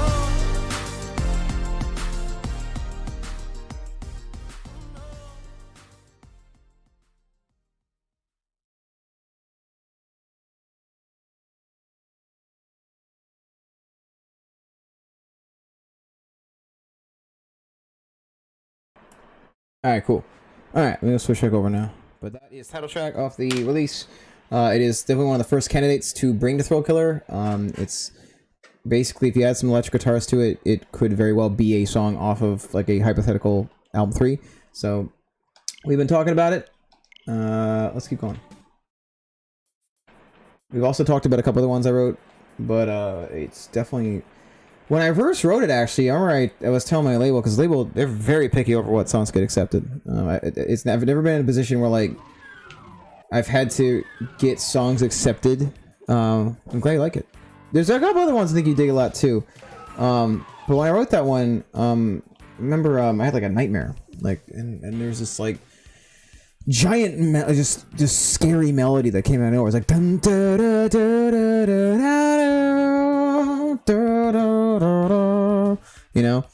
And so I remember I recorded on my voice memo, and then I came over to my piano and started figuring out like what the notes were, and I had put it on my Fruity Loops, and I built a demo of it, and then I brought to, like most of the songs, I brought it to Tony, my producer, and then we started working on it. But I remember it was so funky, I didn't think it was going to be accepted. Like, I was like, this is like a Thrillkiller song. Thrillkiller's like got that heavy funk to it. And all right, we're gonna do a save here because parts gets hard. So okay, here we go.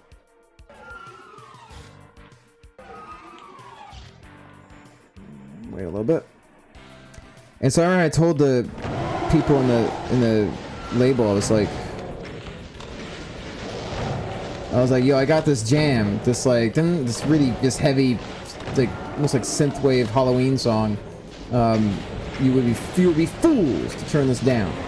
And because if it ain't gonna go to Aztec, it ain't going to my solo album, it's going to Thrillkiller. And at this point, it probably should be a Thrillkiller song anyways.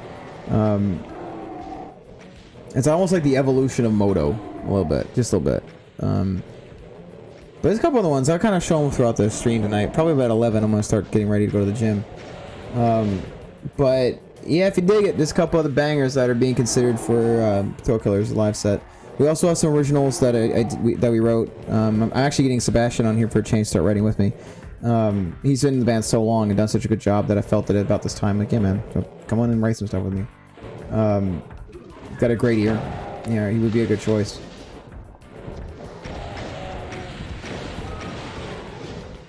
You've got to be kidding me. That didn't take you out? 4 rockets to the face? There we go.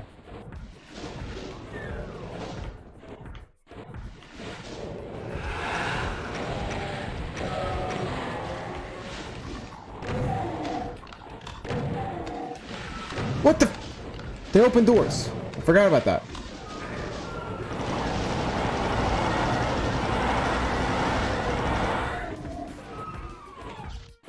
You've got to be kidding me. They didn't kill him? That usually doesn't happen. Usually they get the Cyber Demon on the way out.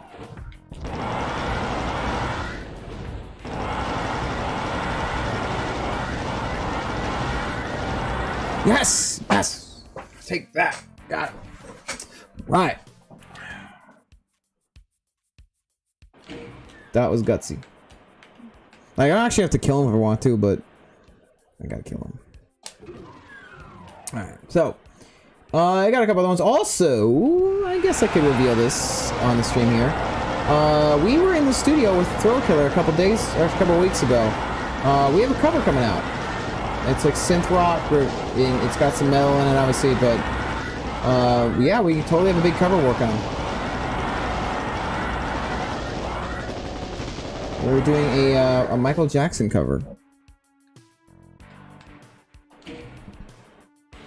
That's where I'm headed. I think we should, because it needs to see the light of day on stage, and like right now, I've been pushed to do live Power Rob, but if I did live Power Rob, it would effectively be I forgot to do the secret.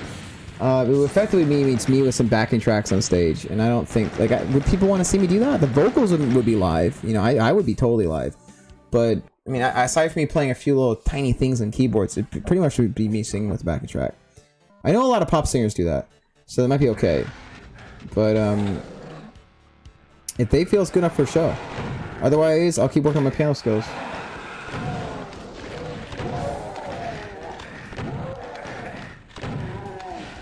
There's three other ones I think would be good ideas.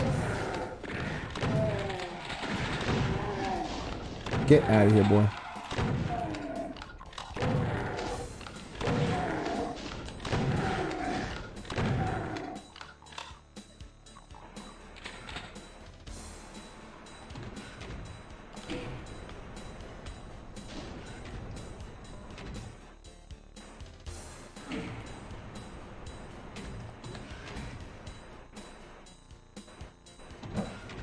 I'll do a couple more levels, then I'll show you some other ones we're thinking about. Again, there's a couple other songs that I didn't write the music on it, but my vocal parts I did. Oh god. I keep forgetting this part.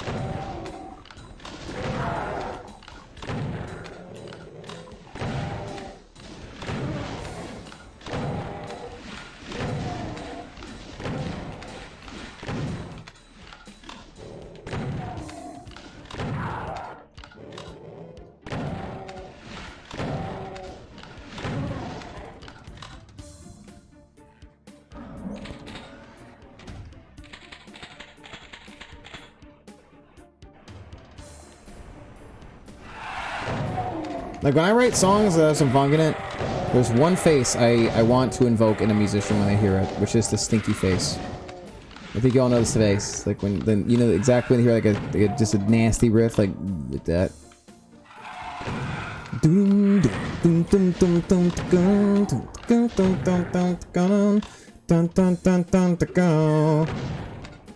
There's a bass line. It's kind of hidden in the mix, but in the hook, there's a really like nasty bass line to come up with.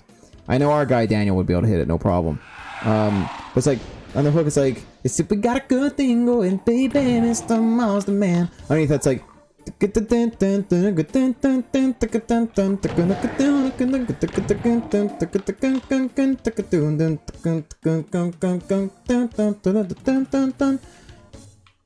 just a nasty bass line, love it. Just really happy with that. And I know our guy can handle it. What's that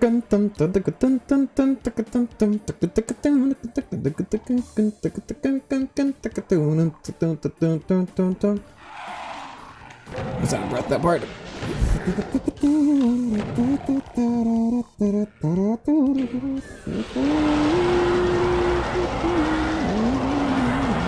What the? Ooh.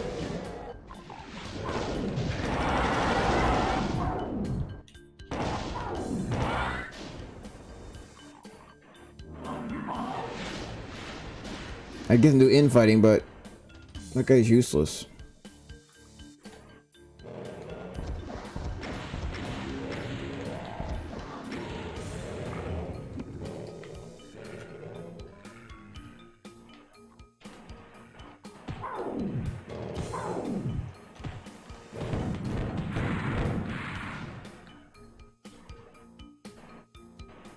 Very cool. All right. But So where are you from, Palace? Are you from the Baltimore area, or did you just take a trip down there to see the Protoman?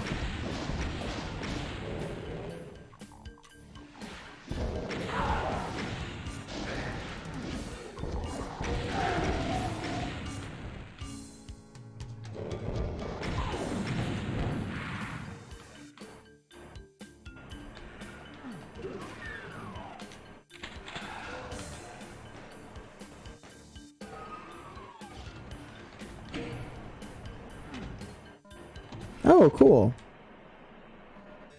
Oh, northwest, huh? So, what are you, like, around Frederick?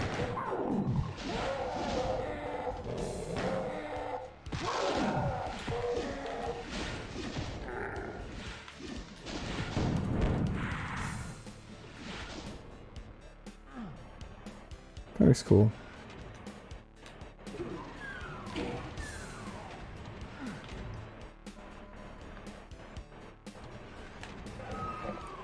Westminster. Oh, wow.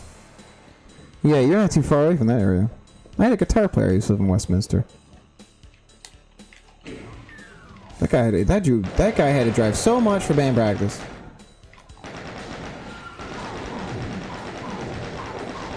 Wait, why are you using my gun on you?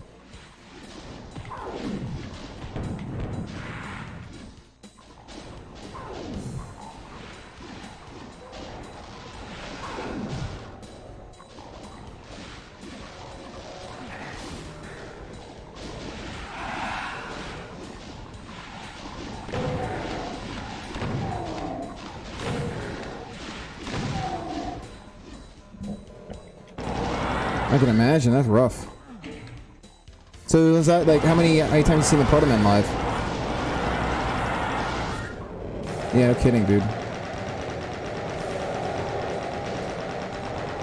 Ow! Cut that out.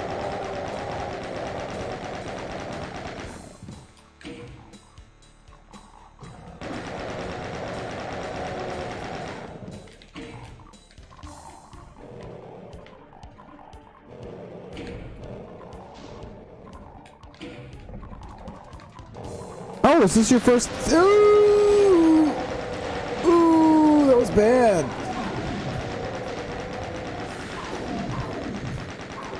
Get out of here.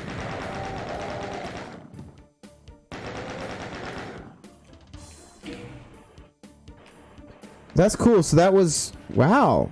Are you a new fan of the Protoman?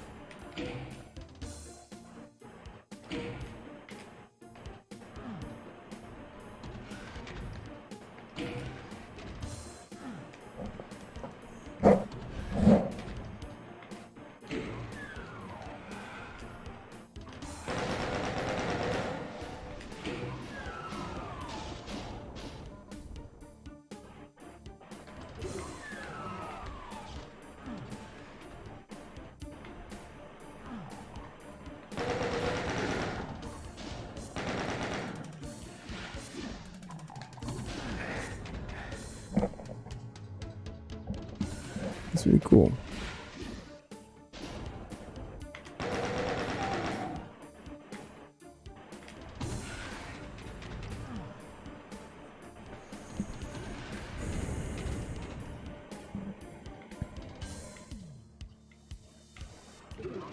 Very hardworking band. I must say too, behind the scenes, they are an absolute treasure to work with. They were so accommodating to us, so friendly. Oh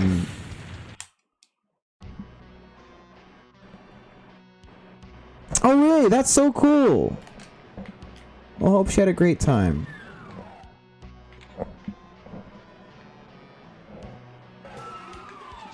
I had been dying to get us on one of their shows for the longest time. I'm so glad we got that gig.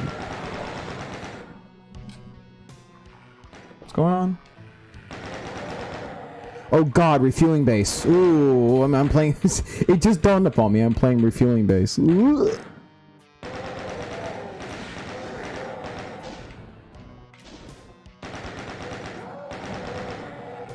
Yeah.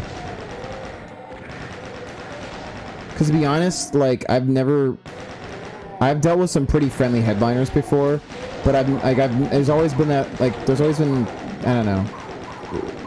I've never seen a headliner that friendly to us opening for them. Like, I've never... Oh, good. I'm glad she enjoyed the show. Good.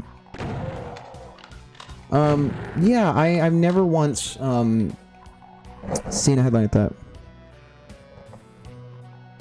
Yeah, no, Panther's a hard worker. Very, very Styx kind of vocalist. You know, like, kind of like a Dennis DeYoung kind of, like, singer. I gotta get better at guitar. These guys made me, like, really have to double down on my instrument playing.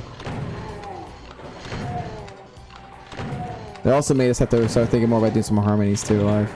I can do a lot of them in the studio, but I need my guys to actually do them with me.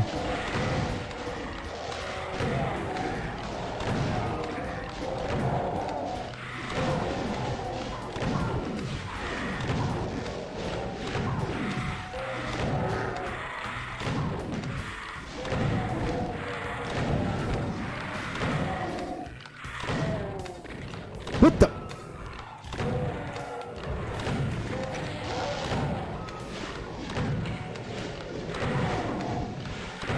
Did they trigger it? What is this? What is this?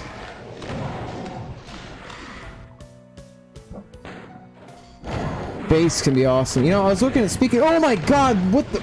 Ooh. I hate this level. Oh, that's awesome. I hate this level. Let me check out some updates here. Take a look real quick. I want to see if I got that gig. What is this? Oh, hey, I'm on a radio station. That's cool. Is this Luna? It is. Hey, Luna Coverdale. Thanks so much for having my stuff on there. I appreciate that. Luna's cool. She was a good show. Upright bass, huh? Here we go.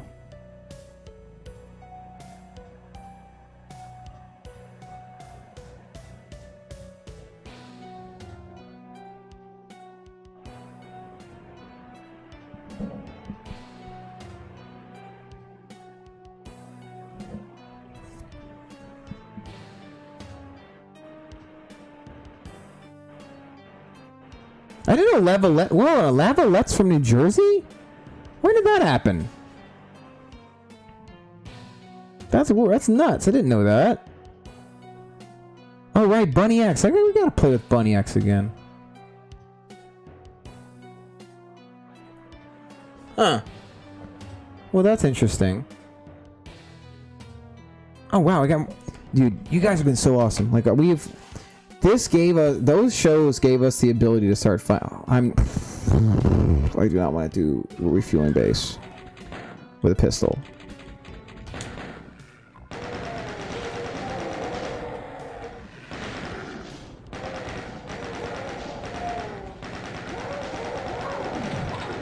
Nope.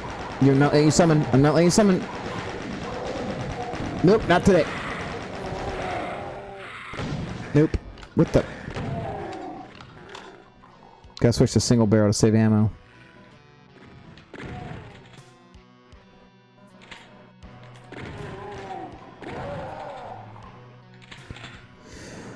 Oh, I've got to get around to getting better at my keyboard skills. I want to start be able to like play live and stuff. Like I can compose a few things. Like the King of actually, I'm quite proud of this. The King of 1984 was the one time in the studio I played something on from Thrillkiller. It was touched up a little bit by an engineer. But like, I actually could do that. This is the King of 84. A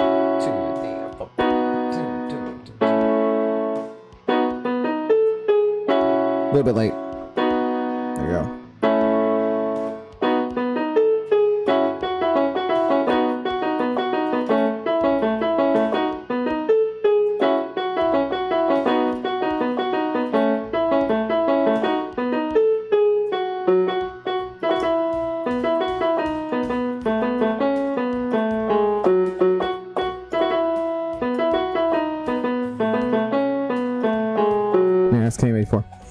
So like I played that live once before, But I would only do like the intro because once those vocals again, bright lights around me, it's all I need. Well, actually, there's no keyboards in the verse, but once I get that hook, you know, emotion overload, you're the king of 1984. Like, doing both. I don't know. That song's a workout.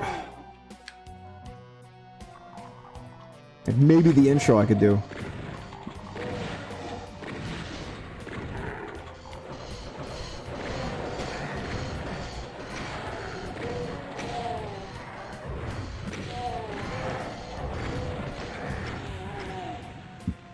Guy.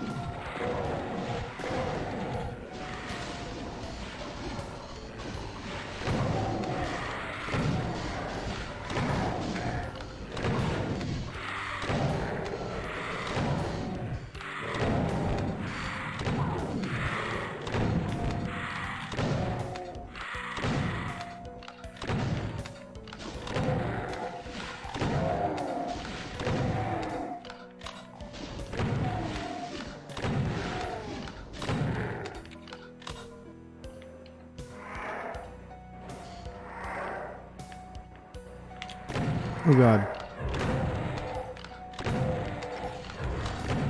There we go. That was okay. Now I've gotten the hard part done. Well, actually, no, I forgot. I gotta do this part too. All right.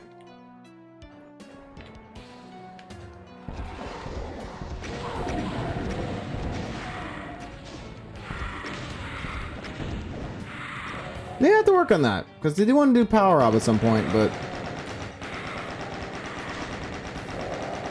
it would just be. I just would prefer just to be able to sing, but that's I got to get out of my wheelhouse a little bit. Actually, I play something while I'm doing it. I just got lines that are a pain. Oh yeah. Well, since you like Panther and you're a fan of his work, I did get the chance to briefly share a microphone with him on the last night of the run of shows we had.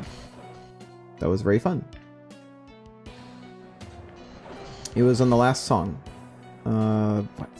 It's do. Why am I getting the name on there? Yeah, I forgot that part, but they had us up there for the last tune, and it was funny because they gave us so much props and stuff. It was so nice of them. But he like pulled the mic over. He's like, "Give me a high note," and I did like something like a or something like that. But there was Do Vendetta. You Do Vendetta. That's one. Yeah. Cool tune. But yeah, they had us up there, and we just kind of rocked out with them, and I pulled out a mic stand, all that, and but yeah, did a little high note for him. It was cool.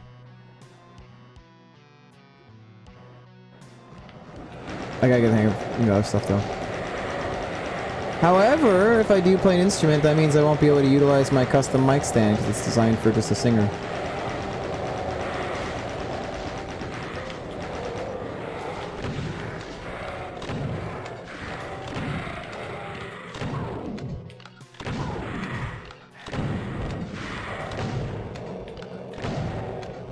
Yeah, Do Vendetta, yeah. That was the one.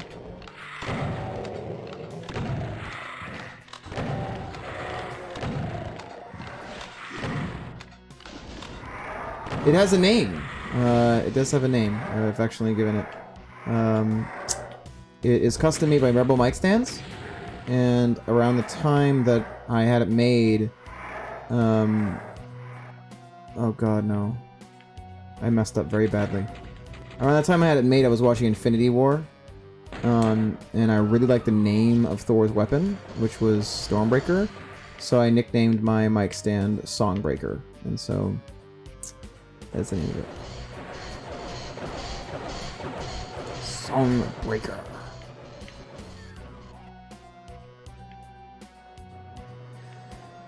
Oh, here we go.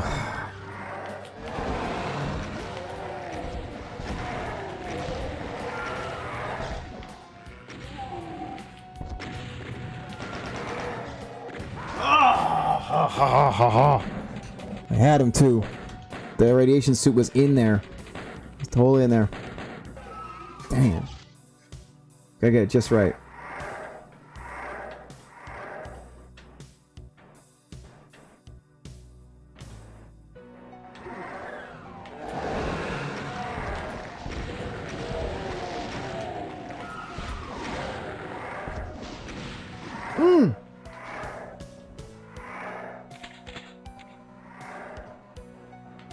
Ooh, we're getting close, guys. Getting really close. Yes. Got him. Ooh, that was tough.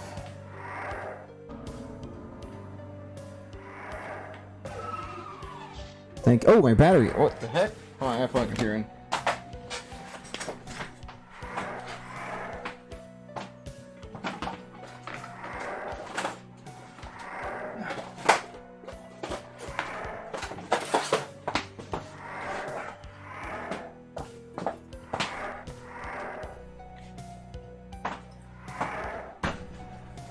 There we go.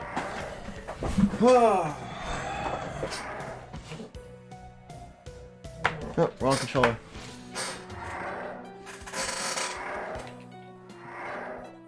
Right.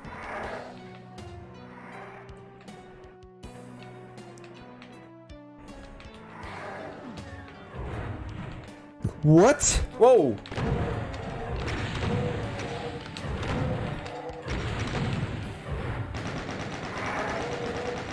Oh, that hurts.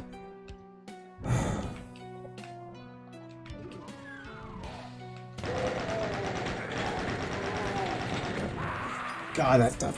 Oh, the Revenant. Oh, I didn't save. What?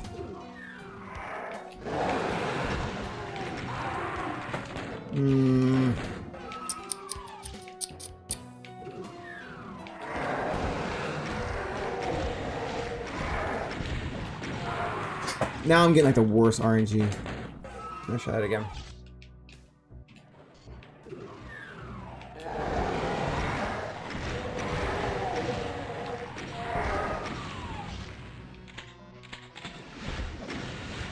Oh, are you serious? Try it again.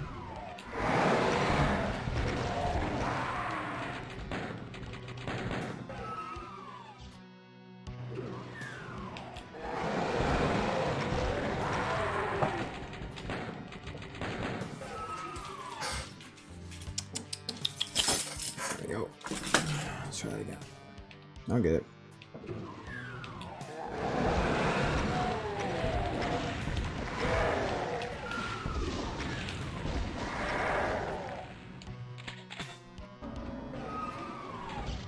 Oh goodness! Yeah, you need to get to bed. Dang. Well, I appreciate you swinging by with how early of a morning you've got. Appreciate you dedicate your time a little bit to hanging out with me and everybody else here tonight. I'm saving that. Definitely saving that. All right, where's that stupid Revenant? There we go. Okay. Okay.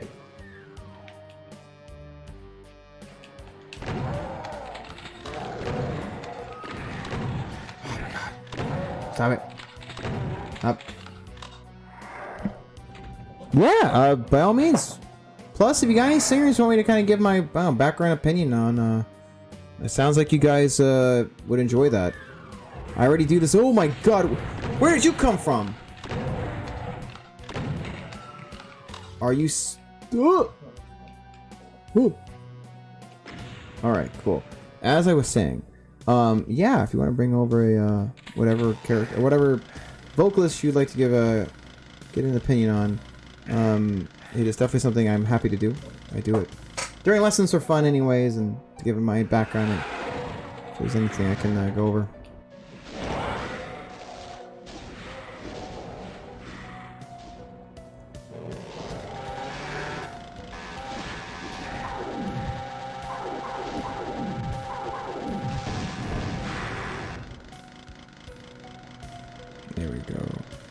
Yeah, cool. Otherwise, yeah, definitely stay in touch, and if you ever do want a free 30-minute lesson, let me know. I got some openings. But have a great night. Good luck at work. All right, let's get you guys. Ooh.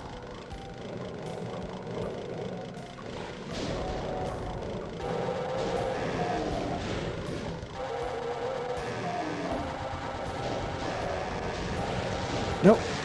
Oh, no. Oh, I messed up.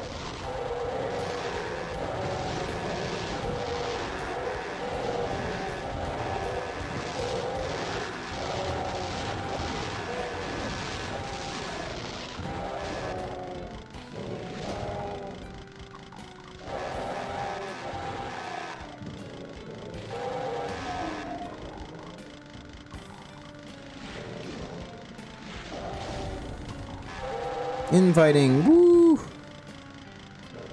Fight each other. Hey.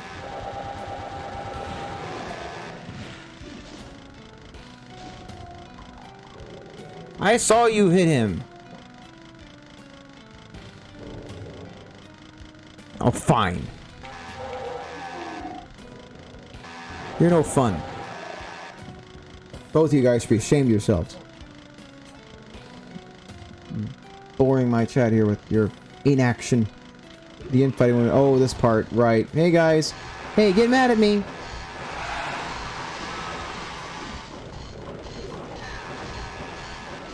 Are you gonna fire?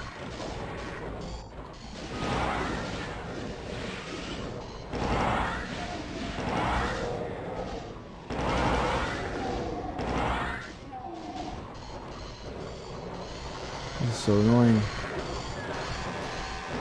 Oh, now he fires. Now he fires. Now they fire at me.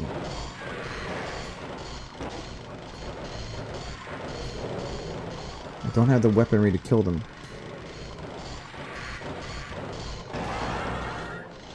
Come on, what are we doing?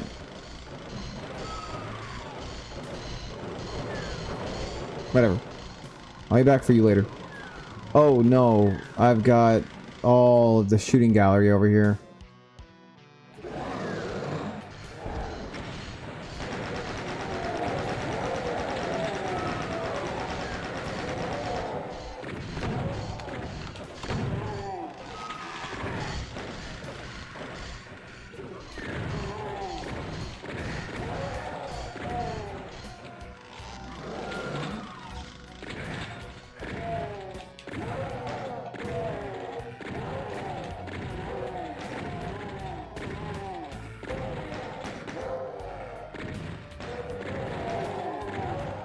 What?